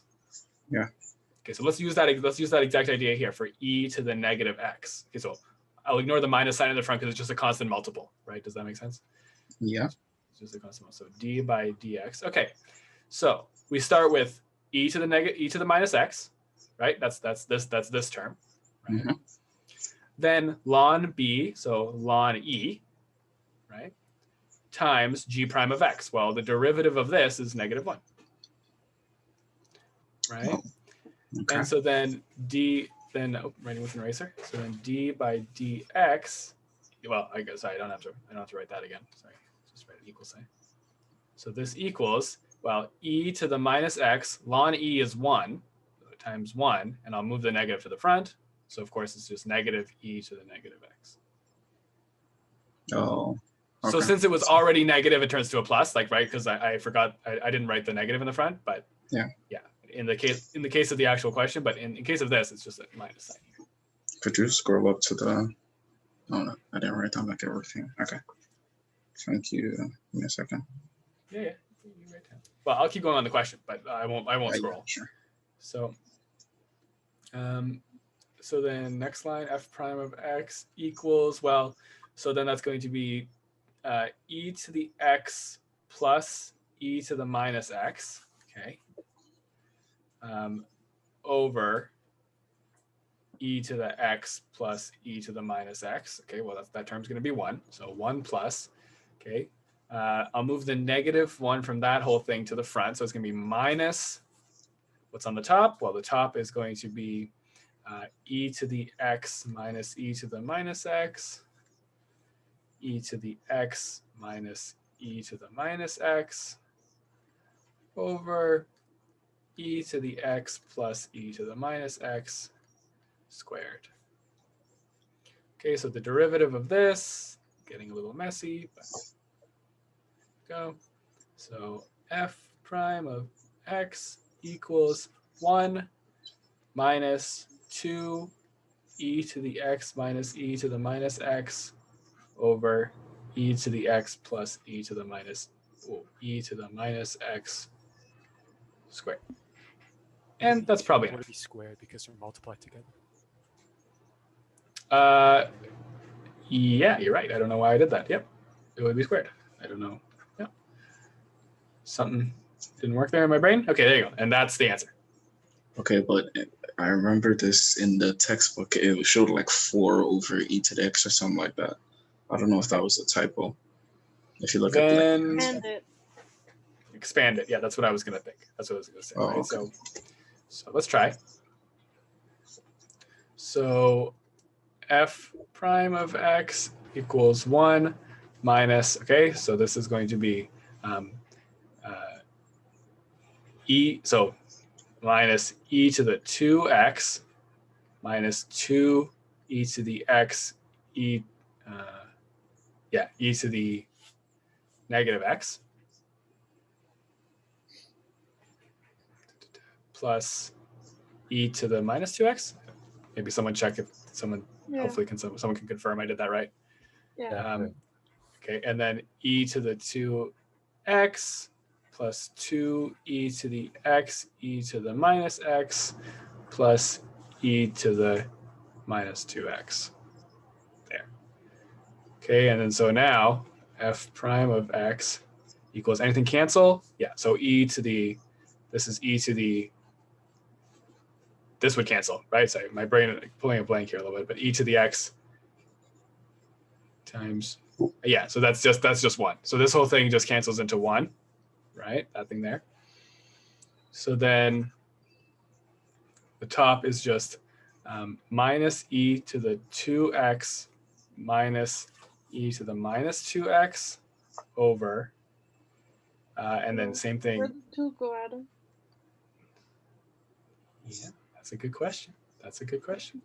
It should be positive because negative. Mm-hmm. So I'll put the 2 at the front. So I guess, oh no, and I also forgot about the 1. Okay, 1 plus 2 minus e to the 2x minus e to the minus 2x all over. Okay, e to the 2x plus 2 plus e to the minus 2x. Okay, I guess probably I should make these the same denominator. Right, I should get these the same. So my next line would be it would be e to the 2x plus 2 plus e to the plus e to the minus 2x plus 2 minus e to the 2x minus e to the minus 2x all over e to the 2x plus 2 plus e to the minus 2x. Things are going to cancel now. So that cancels with that, and that cancels with that. So all that's left is 4 over 2 plus e to the 2x plus e to the minus 2x. Oh, okay. Makes sense now. When I saw the answer, I was so confused. I was like, what? Yeah. I know. That is strange. This I mean, in any kind of practical sense, this is enough, right? You can plug the x value into here and you'll get the derivative. You'll get the slope of the tangent at that point. The textbook's weird. Yeah, the textbook simplifies it to some amount. It doesn't always simplify it completely, right? Wait, can you explain one thing? Can you scroll up a little bit? You know when you're expanding it, how do you do the 2e to the x e to the negative 2 and negative x? Yeah, well, so if I have, what was the exact thing? So I'll do the, should I do the top one or the bottom one? Oh, doesn't matter. Either one. Okay, I'll do the top one. So e to the x minus e to the minus x squared. Well, in general, a plus b squared is a squared plus, sorry, a minus, well, I'll go to minus b. A minus b squared is a squared minus 2ab minus b squared. Is that right? Okay. Right? Okay, yeah. Plus b And squared. Yeah, I think that's that. I also thought it, yeah, which is why I was asking here is if I was right putting a positive there. Yeah. Okay, good. Yeah, so then I just did that. You can also FOIL. You can also, that's the same thing as foiling, right? So e to the x times e to the x is e to the 2x. E to the 2x. Okay, then e to the x times negative e to the negative x is e to the negative e to the x e to the negative x. Negative e to the negative x times e to the x is negative e to the x e to the negative x. And then negative e to the negative x times negative e to the negative x is plus e to the negative 2x. Okay, yeah, I just miswrote the third line, the third thing. Okay, yeah, there you go. And then you just combine them, and then it's history. All right, thank you. Okay, so yeah, so whoever was giving me the questions. Any more questions you have? So that was 33.5 or 335. I don't know why I said 33.5. 335. 30, wait, I mentioned 345. That's the one next, yeah. Okay. Actually, I think I might be fine because I just couldn't like break it down. Looks a little wild. Any other one you want me to do? Or should I do this? I'm fine for that section with everything else. Okay, well, I'll try 345. Looks difficult. Let's try it. 345. Someone said something in the chat. Let's see.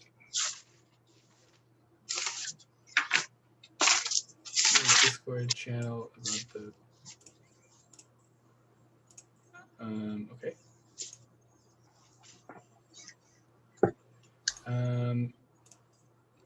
Let me go discussions. Someone said they posted something somewhere. Where? Oh, wait, to this. Hold on. Chat. Put something in homework help. Okay.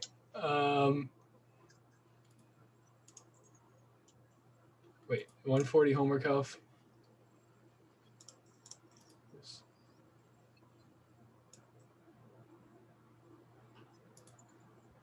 Oh, okay, sorry. Yeah, I just didn't understand for some reason what you were saying. Okay, yeah, now I understand now. Yes, this is a midterm question that I looked at and was weird. So I'll do this midterm question right after I do this differentiation problem. Okay, and I'll do that right after. Okay. So first, let's do 345. So that's saying find the derivative, find f prime of x, if f of x equals 2 to the x log base 3 of 7 to the x squared minus 4, without using logarithmic differentiation, I guess we can do it without that, sure. So, oh yeah, we can do it without that, of course, sorry. So f prime of x will be 2 to the x ln 2, right? So the derivative of the first one times the second one, log base 3, 7x squared minus 4. Oh, no, I should do this differently. So first I'm going to,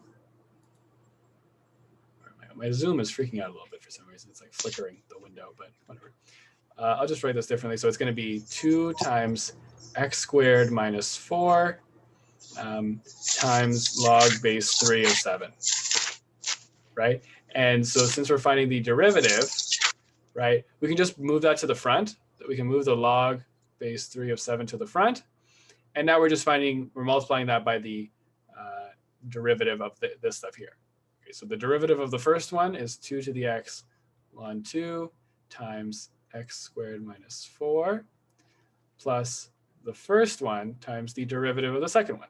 Well, the derivative of the second one is 2x. So f prime of x equals log base 3 of 7. How would I don't know how I'd simplify this. I just move a 2 to the x out. ln 2 x squared minus 4 plus 2x. Like that's as simple as I can make it, I think. Right. Okay. So that wasn't too bad actually. It looked a little bad, but yeah, just move that down because you can do that with log. I didn't move it down. That's why I got like weird. Okay. There you go. Okay, so now let's do the problem. Yeah, so this problem that someone sent me is about, so it's a, well, let's take a look at it. So the question is, let B, so we're doing midterm question. Okay, so let B be greater than 1 and a real number. Okay, and f of x equals cosh x. Okay, so cosh x is the hyperbolic function, right? So it's actually not, it's not arccos, which is what the person sent me here. It's the hyperbolic function, which has a special definition, which we'll go through. So then find f prime of ln b. F prime of ln b, okay? And then there's some multiple choice, so well, of course we don't have to go through the multiple choice. Okay, so what's cosh x? Okay, cosh x is just has a specific definition. It's not one of the functions that we've looked at for the derivative, but we do this in this section because it is defined. It is defined using exponentials. Wait, I think oh, maybe okay. hyperbolic functions on this. Oh, okay. Never mind. Then someone was talking about a different one. I meant the question above the one you are doing. 35, 30. Which one's the one I'm doing? That also doesn't have any. Not the question above the one you were doing. It also doesn't have. I don't know. I'm not sure which one. Is there like in the textbook? Could you just give me a number, and I'll do that.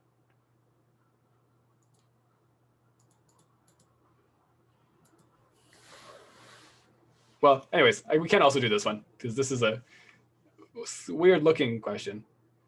But yeah, so just send me the number of the one you wanted me to do, and I'll do that one. Yeah, I want to ask, I thought hyperbolics weren't on the midterm. Well, they were on the previous year's midterm, and yeah, they're probably not in this midterm. Because they didn't list like a section that had hyperbolic in it.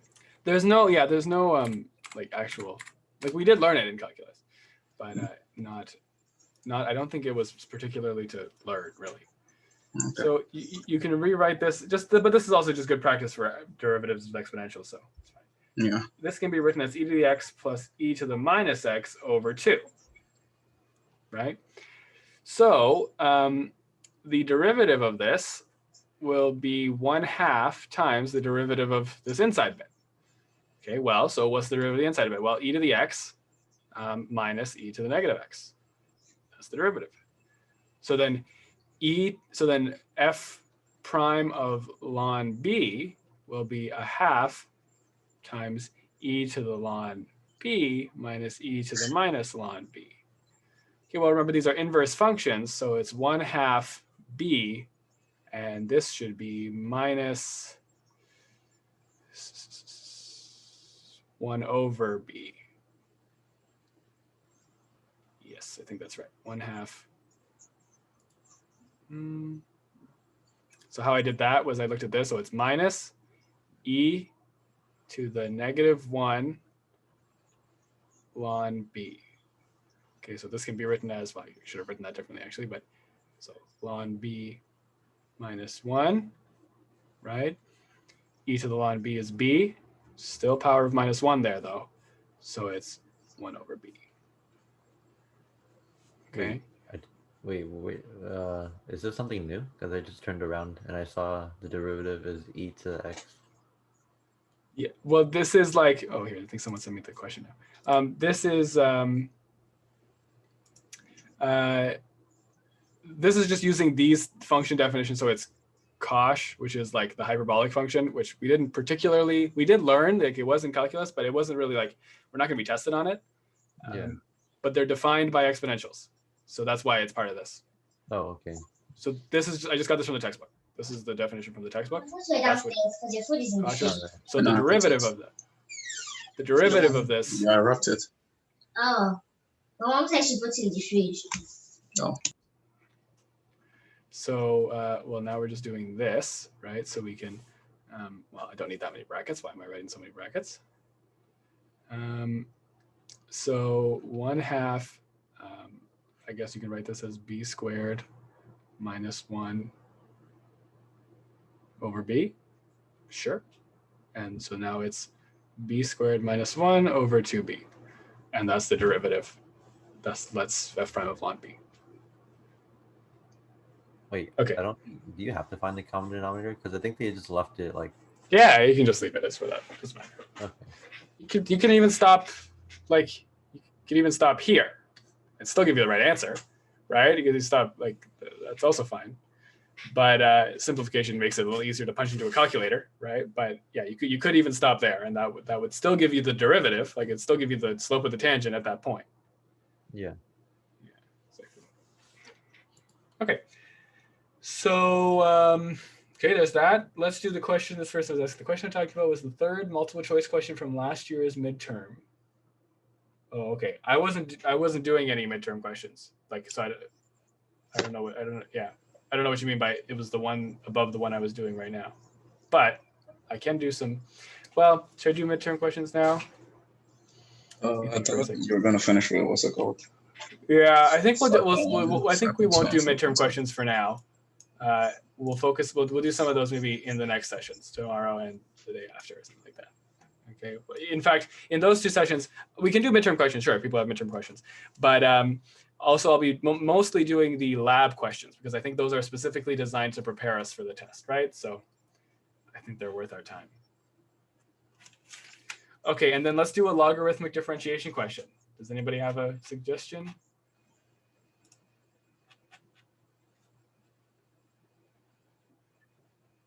No? Yes, no? Sounds like no. Anyone? Just tell me a number. I'll just give a random number. Give me a second. Let me find one. From 346 to 353. Do a 351. 351. Okay. So 351 from the textbook is saying y equals x cotan x. Okay, well, we're finding the derivative of this, like you're trying to find y prime, right? So we take the derivative of, oh no, we don't take the derivative of both sides. We obviously start with doing ln of both sides.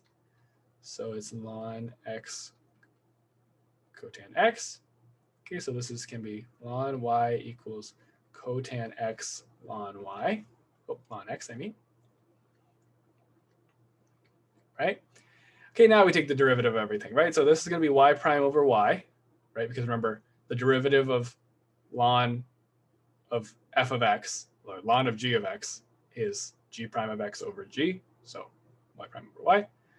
Okay, And so that we take, okay, well, first one times the derivative of the second one, x, I mean, plus the derivative of the first one, which I don't know. I think it's going to be, I don't know. I don't remember it. So let's see. Trig functions. Derivative of cotan is negative cosecant squared x times the second one, ln x. So y prime over y equals cotan x over x minus cosecant squared x ln x. Okay, and then the final step is to just multiply both sides by y. So it's cotan x over x minus cosecant squared x ln x, and then y was x cotan x. And that should be the answer. Obviously missing a bracket there, but yes, that should be the answer. There we go. We did a logarithmic differentiation. Should I do another one, or are we good to move on? I'm good. If anybody wants me to do one, just either message or something, tell me somehow, and I will do it. But if not, I'll keep going. So, okay, derivative exponentials, then I think we're done then with this. I think it's time to move on to, let me just make sure. 4.10. Yeah, 4.10 seems like it's going to be the next one. So, can you explain how you got the cosecant? Well, yeah, that's I just found in my notes that the derivative of you just what? brought it down to the derivative, right? Yeah, I just found it in my notes. The derivative of cotan is negative cosecant squared x. So I just used that there. Okay. Okay, so antiderivatives. It's pretty much just something that is if you take the derivative of the antiderivative, you get the function, right? So, or you get the thing you're looking for. Not necessarily the function, but yeah, you get the thing you're looking for. So the antiderivative, is there anything I have to say about that? The antiderivative, well, I don't really have anything to say about it without getting into the fundamental theorem of calculus. Really, right now, all the details we need to know about it is just that when you take the derivative of the antiderivative, it's the original. It's the thing you're looking for. If you want any sustenance to that, like any kind of details, then then we can talk about that after. We can talk about, but that's 5.3. So maybe people don't, I won't talk about that now because maybe people don't want to deal with that. But it does have some more uses than just that. It's what an integral is. So let's look at.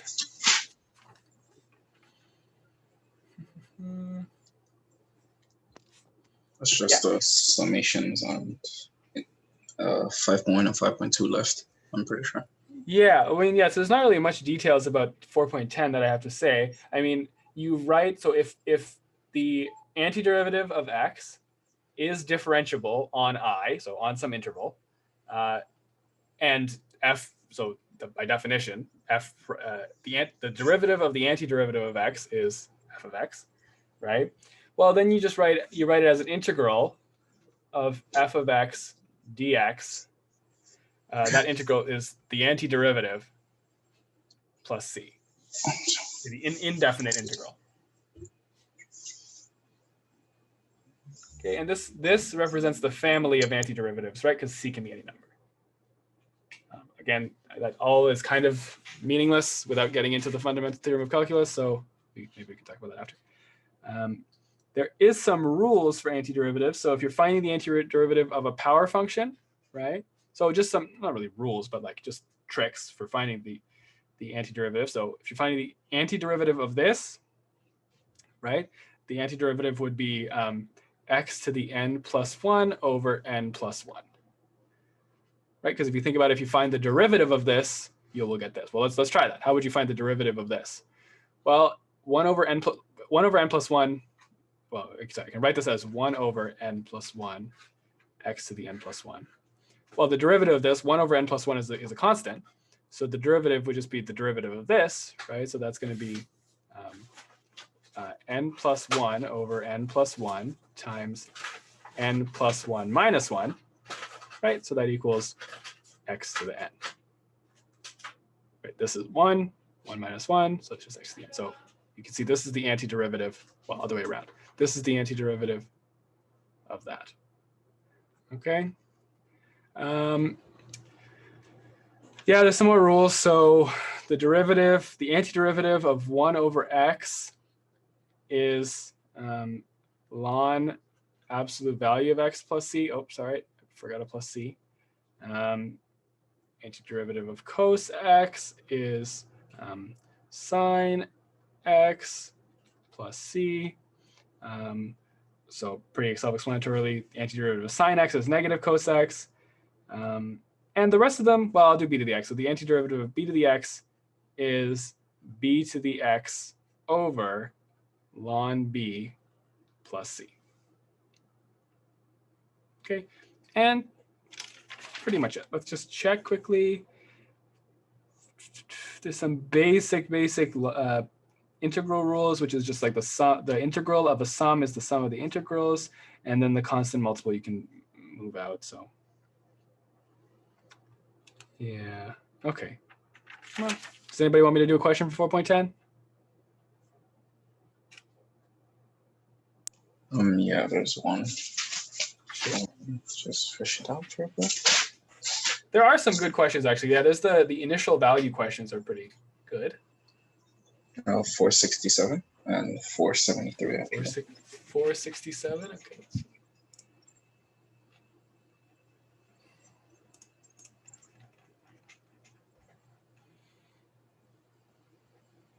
Okay, 467 is saying, for the following exercises, show that the antiderivative of x, well, okay, sorry, I'm saying it a little bit, I'm getting a little ahead of myself. Show that big F of x is an antiderivative of f of x. Oh, okay. So 467, it shows big F of x equals x squared e to the x. And we want to show that that is the antiderivative of f of x equals 2x plus, no, wrong one. I'm reading two different questions, which I do often. E to the x squared plus 2x. Okay, well, so how you would find that is, well, if the derivative of this should be this. The derivative of this should be that. So let's take a look. So the derivative of this would be, well, the derivative of the first one times the second one plus the first one times the derivative of the second one. Well, you can factor out an e to the x and you get 2x. You get that. Which, since it is that, that means that f of x is the antiderivative or is an antiderivative. Yeah, but I tried to like use the antiderivative way, and then I looked at the textbook question and textbook answer. Sorry, it was weird, but it's fine. I could just do this instead. Yeah. So were you taking this and trying to do the antiderivative backwards? Yes. So it's a little, and by a little I mean a lot more complicated because there is a multiplication happening here, right? Yeah. There's a multiplication happening here. So you can't. You probably did e to the x, e to the x, and then 3 x cubed over 3. Maybe I don't know how you did it exactly, but maybe you did something like this, where you did each power, basically. Right? But it's more complicated than that because what you did pretty much is you said the antiderivative of a product is the product of the antiderivatives, which is saying like so antiderivative of e to the x squared plus 2x, which you assumed is that that's equal to the antiderivative of e to the x plus times the antiderivative of x squared plus 2x. But that's not a rule. That's not equal. Oh yeah, I actually took the product rule as well, like since e to the x, but that it didn't pan out. Yeah, because this isn't a rule. This right here, right? This is what you assumed, which was wrong. You don't. That's not. Okay. There is some sort of product rule, but it's not at all the same like how we have in derivatives. There is. Oh, it's so different. Yeah, it's different, and it's not in MTH 140. It's not actually a rule. It's a kind of like a method to solve things. I'm not perfectly familiar with it, but yeah. Okay. Next question. Any more from 4.10? No. I can do an initial value question. Oh, yeah. Should I do maybe 509? Yeah, sure. Yeah, I'll do 509. So 509. Oh, yeah, actually, I did have problems with those 509, 511, and 513. 511, I'm pretty sure is a bad question. 511, I'm pretty sure that it's not answerable. Never mind. Yeah. So a couple minutes. Yeah. So, but 509 I can do. 509. I mean, I could be wrong, but I don't see how you can answer 511. I don't see how. It's missing a piece of information. So 509 is saying a car is being driven at a rate of 40 miles per hour when the brakes are applied. Okay, so pretty much velocity of time 0 is 40. Okay. The car decelerates at a constant rate of 10 feet per second squared. So I'm going to have to switch 10. Let me actually not do that. I'm going to, instead of switch this, so this is in miles. The acceleration of t, the acceleration of t, not the v of t. So it's constant acceleration, right? So acceleration of t is equal to 10 feet per second squared. Okay, so regardless of what time it is, the acceleration is, well, actually, it's actually negative, right? Because it's going in the opposite direction. It's decelerating. But first I have to switch 40 miles into feet, right? Because it has to be in the same units here. So 40 miles, right? Oh no, I think I did it the opposite way before. I think I did it, shouldn't matter. Oh, no. Yeah, I do actually have to switch that, sorry. So we're gonna leave 40 miles because I don't want it feet per second, I want miles per hour, right? So sorry, this is actually velocity, of course, it's not just miles, it's miles per hour, right? So I need to turn 10 feet per second squared, right, into 10 feet per second squared into miles per hour. So first I'll get rid of the feet, and that'll be miles. I don't know the conversion rate, but something. And then I'll get rid of seconds and seconds into, hours, I guess, right, into hours, right?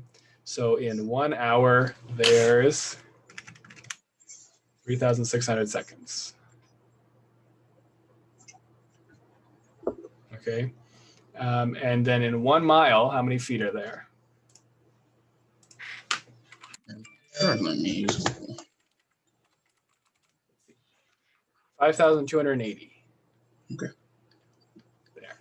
Okay. So then, yeah. So now I just do this. So 10 times 3,600 times 3,600 divided by 5,280. So feet per second. I might be off by something here. Feet per second squared. Looks right. Okay, I'll go with it. A big number I got, but I don't think I made any mistake.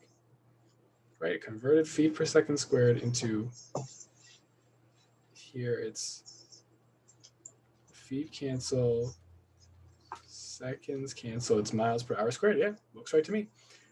So just the number is big. So 24,545 miles per hour. Okay, we're both in miles per hour now. Good.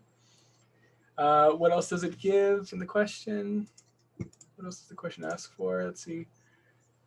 The car decelerates at a constant rate. How long before the car stops? Okay. So we have these two things. I'll actually erase this now. It's just a conversion. So, well, let's get the velocity function. Okay, so we have the acceleration function. The velocity function will be the antiderivative of the acceleration function. So I don't really know how to write that. I guess the antiderivative of the acceleration of the acceleration function is the velocity function, which is 24,545 t plus c. Right? And we can actually find what that c is because we know that v of 0 is 40. So you can say 40 equals, well, 40 equals 24, 5, 45 times 0 plus c, so c equals 40. So our actual velocity function is 24,545 t plus 45. Oh, plus 40. Okay, and the question is asking, how long before the car stops? Another way of saying that is, when does this equal 0? When does the velocity function equal 0? And we get a negative answer. So I did something wrong here. This should be negative. So this should be negative, negative, negative, negative. Okay, there. Right, because we're decelerating. It's going in the negative that direction. Yeah, that makes sense. Okay, and then so t will be divided by 40. So my answer doesn't quite make sense. I think I made some mistake here, but 613 seconds. I have a feeling this number is wrong. I don't know how, because that doesn't make sense that it would take 613 seconds to stop. Did they give a conversion thing or no in the question? No, they didn't give a conversion thing, no. 40 miles per hour. Let me just 10 feet per second.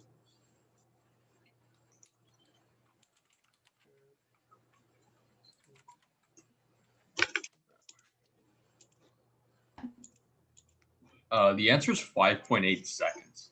Yeah, I got it right before. I don't know what mistake I'm making here.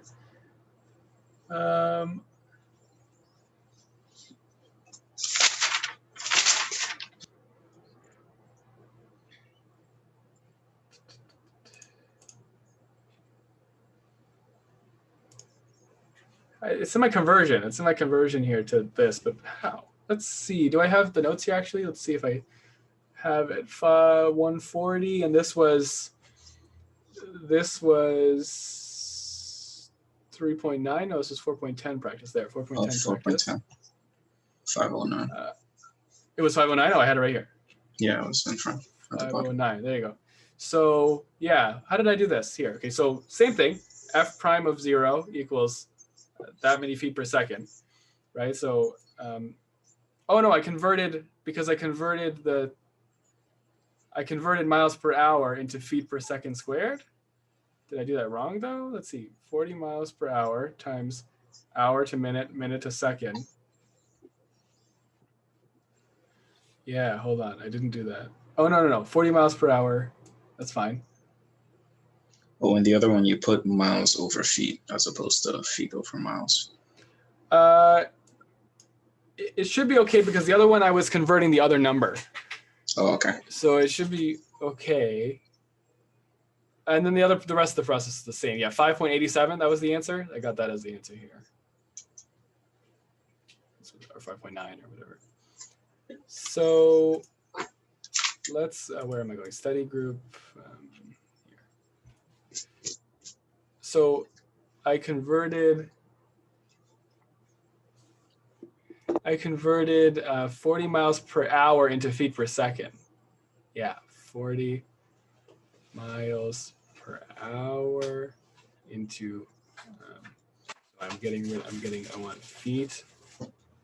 So in 1 mile, there was 5,280. That's how much it was? Times hours per second. So in 1 hour, there's 3,600 seconds. So 40 times 5,280 divided 1 second square. Okay. Yeah, so I got 58.7. 58.7 feet per second. Okay, and so then now this can not be that huge number, right? Because that's why I didn't remember that. So minus 10 feet per second squared. This can be not miles per hour, but this is the conversion that we did just now. So this is 58.7 feet per second, right? So, okay, well, so the antiderivative is the same thing, but just a different number. So this is just going to be 10, right? And 10. This will be 58.7, right? 58.7 equals C, right? So 58.7. So our actual function is plus 58.7 here. And this should be 10. Just checking, what we converted on top was 40 feet per second, right? Yeah, we converted 40 miles per hour into feet per second. Okay, minus 10, minus 3. And then and then this should be 5.87.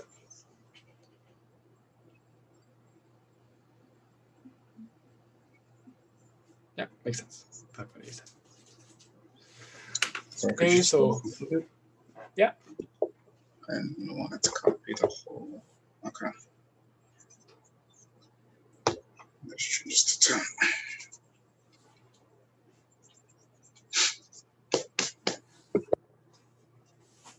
Okay, so okay, let's move on then. So that was 4.10. Let's just do 5.1 and 5.2, and then we're done. Okay. Unless anyone has any more 4.10 questions, in which case I will do that. But not. Okay, so 5.1 has a good amount of stuff in it, right? So it's the intro to like what an integral is, kind of, right? So we start with, do we need to know? Yeah, we probably do need to know the sigma stuff too, right? With like the series, infinite series. So well, not infinite series, but sorry, but just series. So 5.1 is approximating areas. The main thing to take away, I guess, first of all, is sigma notation, right? So if you say you have the sum from I equals A to B of f of I, right? What this means is you do f of A plus f of A plus 1 plus f of A plus 2 dot dot dot f of A, how should I write this? F of B minus 1 plus f of B, right? So you do the function evaluated at from the starting point plus next one plus the next one all the way until you get to B, the upper limit, right? And so A has to be bigger than B, A has to be smaller than B, of course, sorry, and B has to be an integer, at least right now, right? So it doesn't really make sense if it's not an integer. And of course, all of the inputs have to be in the domain of f, right? So f has to be, all the integers from A to B has to be in the domain of f, at least, right, for this to work, because you don't want to get no result. Okay. Properties of summation. Okay, well, if you had a C here, you could take the C out to the front, right? You could take the C out to the front. The sum of, well, it's kind of hard to say it out loud. So the sum of a sum. So I'll just write it like this. I won't write every detail, but f plus g is equal to the sum from A to B of f plus the sum from A to B of g. Okay. Same with difference, of course. Then we have another rule. Okay, let's just take a look at it, I guess. So this rule I don't at all remember, but so from I equals A to B of 1 equals B minus A plus 1. I guess that makes sense, right? But yeah, I guess that makes sense, right? So you're doing 1 for each number between A and B, and then plus 1 probably because somewhere you lose a 1 either at the start or the end. I don't know. Okay, and then the next one, oh yeah, you can break up a sum from I equals A to C of f of I. You can break that up into I equals A to B of f of I plus the sum from I equals b plus 1 to c, so 1 after b of f of I. You can break it up like that, Sorry, such could that, you yeah. scroll up a little bit so I can see the previous one? Thank you. Okay, and that's most of the rules. There is some more rules that we should know. In general, and this is probably worth it to memorize. So if you have, if you're going from I equals 1 to n of I, so of just some function added together, which is just like, the function is just x pretty much. It's n plus 1 over 2. Okay, similar idea for I squared. So I'm not going to write the whole thing, but similar idea for I squared. That's going to be n, oh, no, I'm writing the wrong one, n plus 1, 2n plus 1, all over 6. And for I cubed, that will be n plus 1 over 2 squared. So again, there should be this thing extends to there and there. I just didn't write it.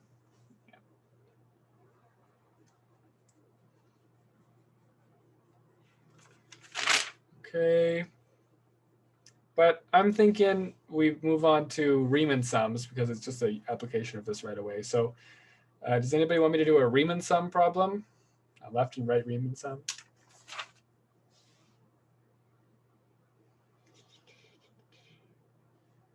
Okay. Okay, so we can do lower and upper Riemann sums of that.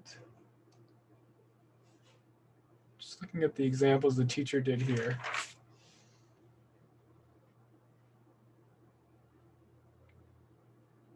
Yeah, okay.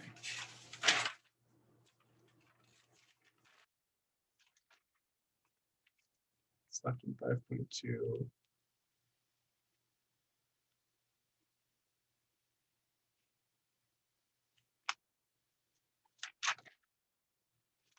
Well, there's actually quite a bit. Well, not that much, but good amount left. Okay, anything else from 5.1? I could do like, I could find the Riemann sums like R, N, and L, but if no one wants me to do that, then I won't, because yeah, unless someone in particular has these questions about those things, but to be able to do it.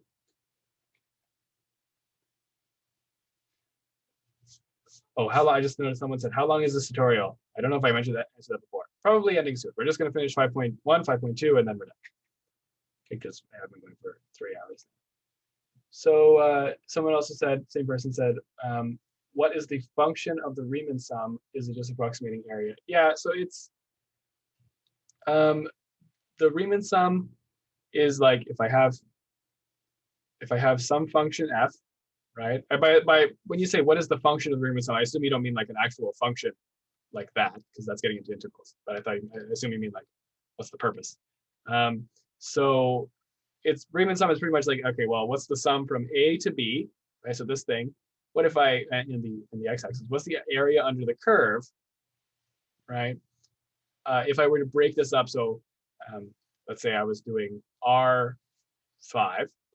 Okay, well, let's say I break this up into 5 parts. 5, good. 5 rectangles. And what I do is, so R5 is I look at the right point and I make a triangle that matches like that, right? And then make a rectangle that goes up to the graph and looks like that, right? So something like this. If I drew it better, it would be better, but of course not. And this will be like something like that. Okay, so this would be R5. So I split into 5 parts. I drew 5 rectangles where I take the right side of each triangle and meet it to the graph. So you can see in this case, it's a overestimation. Right, so in a similar idea, don't let the graph go. Similar idea to this is L5. So if I just show you quickly, L5. So L5 is the same thing, but we just go from the left side, right? So we meet up here. These are the rectangles there. Looks like that kind of. There you go. As you can see, this is now an underestimation of the curve. But of course, as n goes up, right, as the number of segments goes up, the accuracy goes up as well. And as n goes to infinity, then that actually becomes the area of the curve. Area under the curve, I should say. So does that make sense, what Riemann sums are? Hope so. Okay.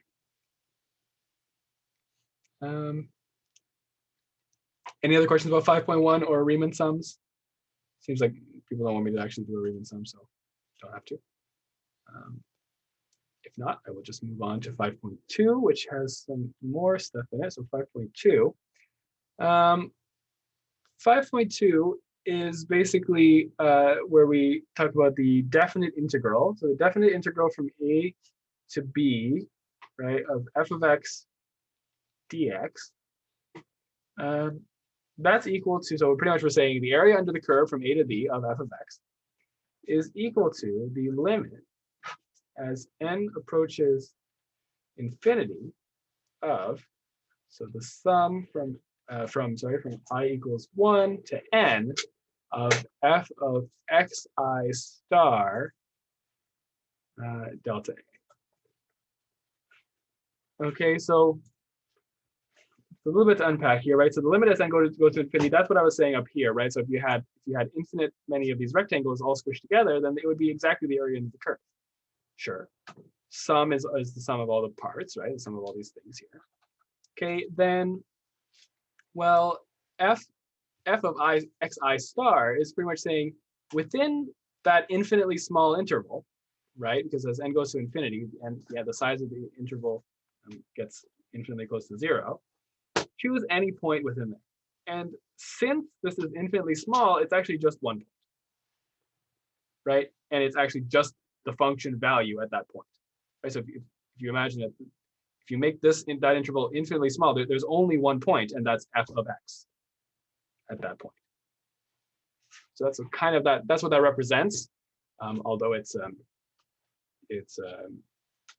just written differently. It just kind of means f of x. And delta a, remember, delta a is b minus a over n, which still holds, even though we're not, we're not have any particular n. Well, we do have a particular n, it's just infinity, although we just leave it as infinity, take the limit. So I thought I would just calculate one integral here. So from 0, I'm just going to follow my teacher's notes here. So let's do an actual example. The integral from 0 to 3 of x cubed dx. Okay, so a equals 0, b equals 3. So delta a equals 3 minus 0 over n. So 3 over n. Okay, and so this integral is equal to the limit as n goes to infinity of the sum of I equals 1 to n of f of a I. I don't know why he wrote it like that. You could just call it x star. I don't know why I called it AI. I just call it x star. Well, yeah, let's call it x star, because that's what it says in the thing. Doesn't matter, it's just a variable, but xi star. So x in the interval, which is just 1 point, times delta a, right? So this can simplify, right? You can move everything, move it out of the limit too, I'm pretty sure. No, I guess you don't want to move it out the limit. Oh no, because a is the limit, yeah. So the limit as n goes to infinity of delta a, remember, is 3 over n, so 3 over n times the sum, so n goes from I equals 1 to n of f of xi star. So I can call this, now let me just try to understand this quickly. Like a formula for xi. Yeah, let me just see And then here. you plug that into the x cubed. You plug that as the x into the x cubed, I think. Oh yeah, he did something funny here. Hold on. What did he do? 0. Oh, I remember being confused by this. Let's see. So the next line in my thing is 0 plus I 3 over n cubed. Oh yeah. Okay, so this is pretty much saying A plus I delta A in the function. Evaluate, so F, so we don't need the cube there.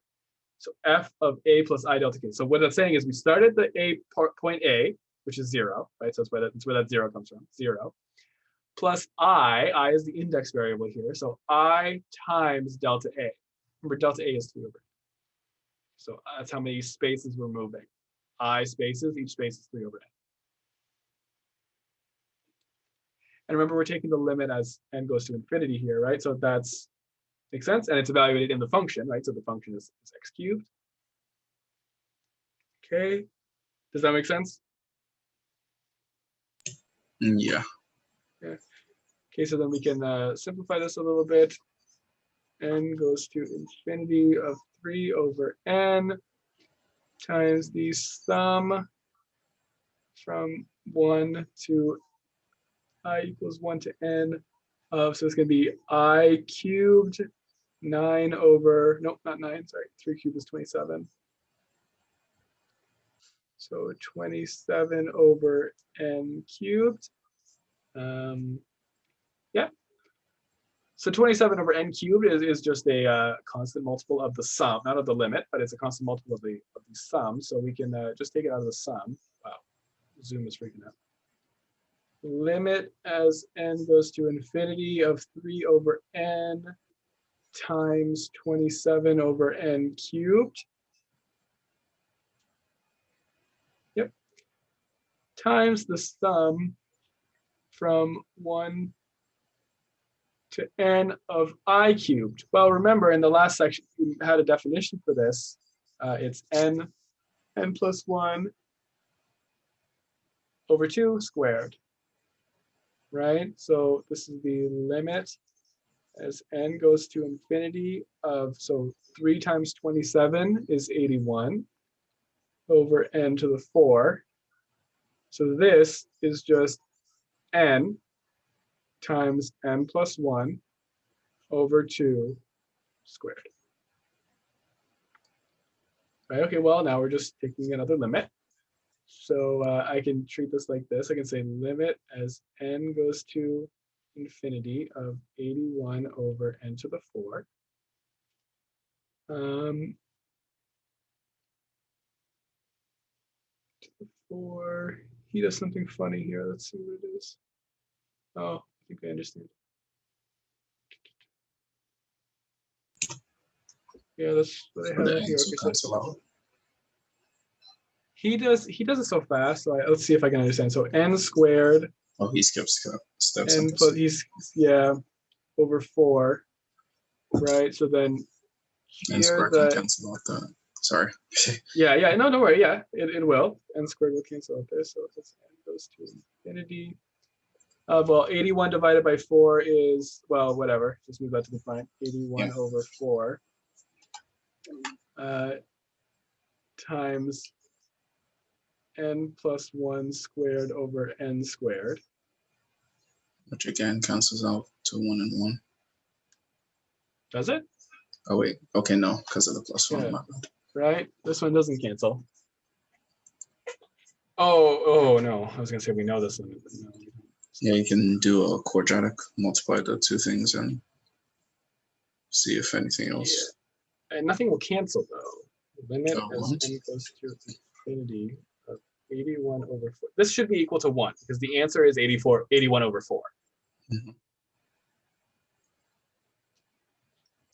Oh, okay. No, actually, never mind. I understand what it is next. N plus 1 over n squared, like that, right? Yeah. To the limit as n goes to infinity of 81 over 4, 1 plus 1 over n squared. Yeah, then that's just sense, right? Right. And yeah, and then now we can apply the limit, right? Now we can, oh no, we can't. Oh yeah, we can apply the limit. 1 over infinity is 0, right?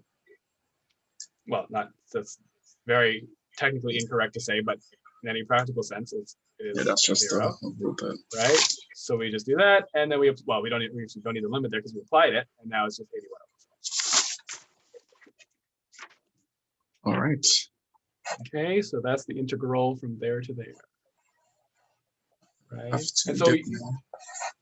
notice that we didn't do any like left Riemann sum or right Riemann sum. Like this looks like a Riemann sum for sure, but since that where was I explaining here? Yeah, since that I can't find it here. This thing, since the delta A, that width of each segment is infinitely small, it doesn't matter if you do a left sum or a right sum. There's only one point there. You made it infinitely small. It's just the point f of x or f of I, x or something.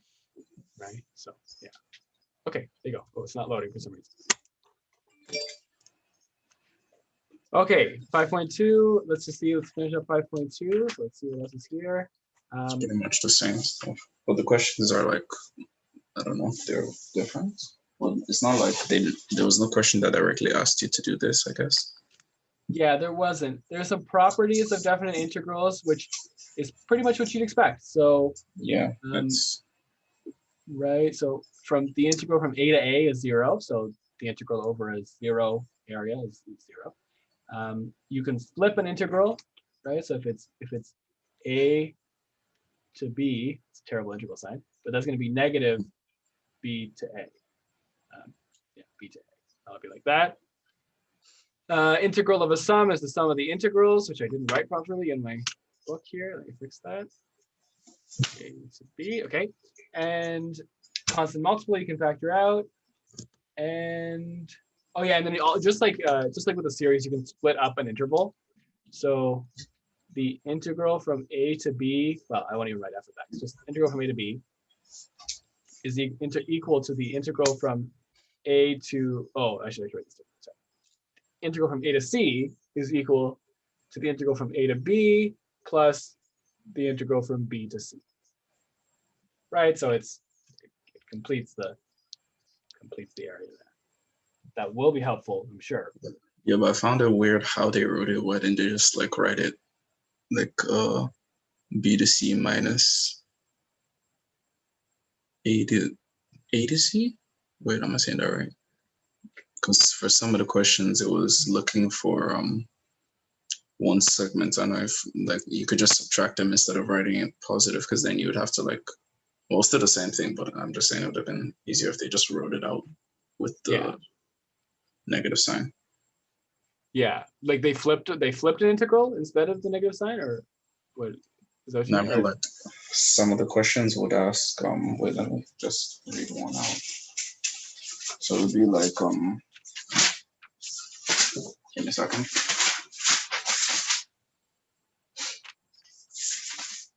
Okay, now I can't find any of the questions. Okay. Okay, and well, if you find one, let me know.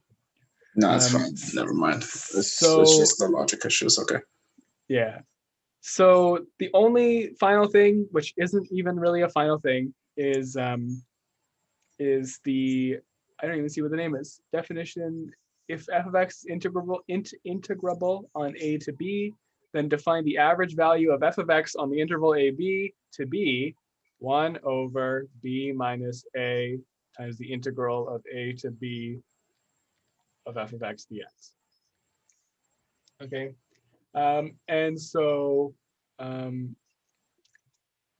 all this means you don't even need to know this, because this is actually only used as, I mean, could be on the test, who knows? But the actual purpose of knowing this is because it's part of one of the proofs of the fundamental theorem of calculus. So that's probably why they taught it. Oh, okay. Just checking that we're done, because I am hungry. Yeah. Well, I have one more thing to say if people are interested. Just a little bit about this. You don't need to know this for the test, but just a little bit about integrals.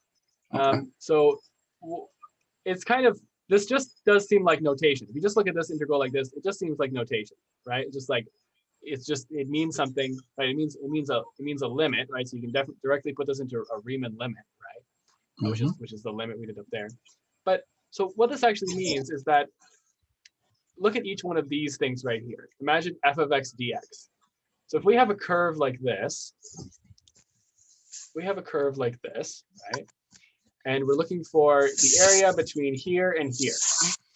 Dx is pretty much what that is. It's the idea of the width if we let that n equal to 0, n approach infinity, So if we had so like here we have some distance dx here, right? We'll call this from here to here. Between each thing is dx.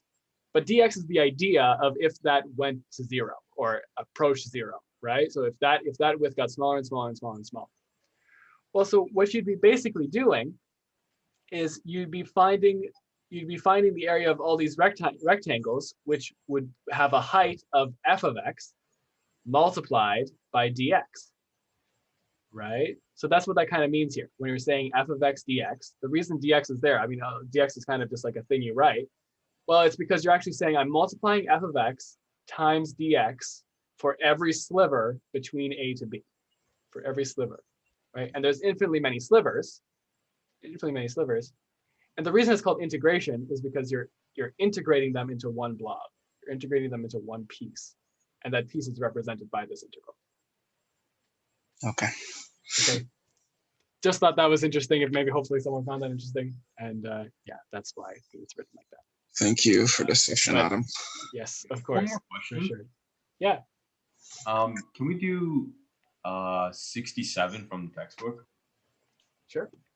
67. Let's see. So that's in what chapter? It's 5.2. 5.2. Okay. Oh, okay. Yeah, 67 or 69. Those are both kind of tricky, I would say. Yeah, looks like it. So let's take a look. Express the following. In the following exercises, given ln or rn as indicated, express their limits as n goes to infinity as definite integrals, identifying correct intervals. Okay. Sure. So 67.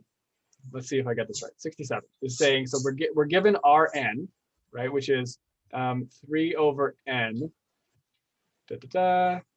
n I equals 1. Oh, yeah, 3 over n, 3 plus 3 I over n. Good. So we're trying to represent this as not a function, as an integral from a to b of f of x dx. Right? Well, so right away we can see that a is going to be our 3 here, right? That's our starting point, right? Because that's what this kind of represents. We're evaluating the function at every, so the function here would be 3, would just be x really. And so we're evaluating it first at 3 plus 3 times 0 over n, 0 over n if I is, 1 over n, I guess. So this is the right-handed limit. Yeah, it's the right-handed limit. So we first evaluated at 3 plus 3 times 3 over n, or 1 over n, I keep saying wrong. And so our a value, that's our starting point. Our a is 3, okay? And then our b value, how would we find our b value? Well, b value is,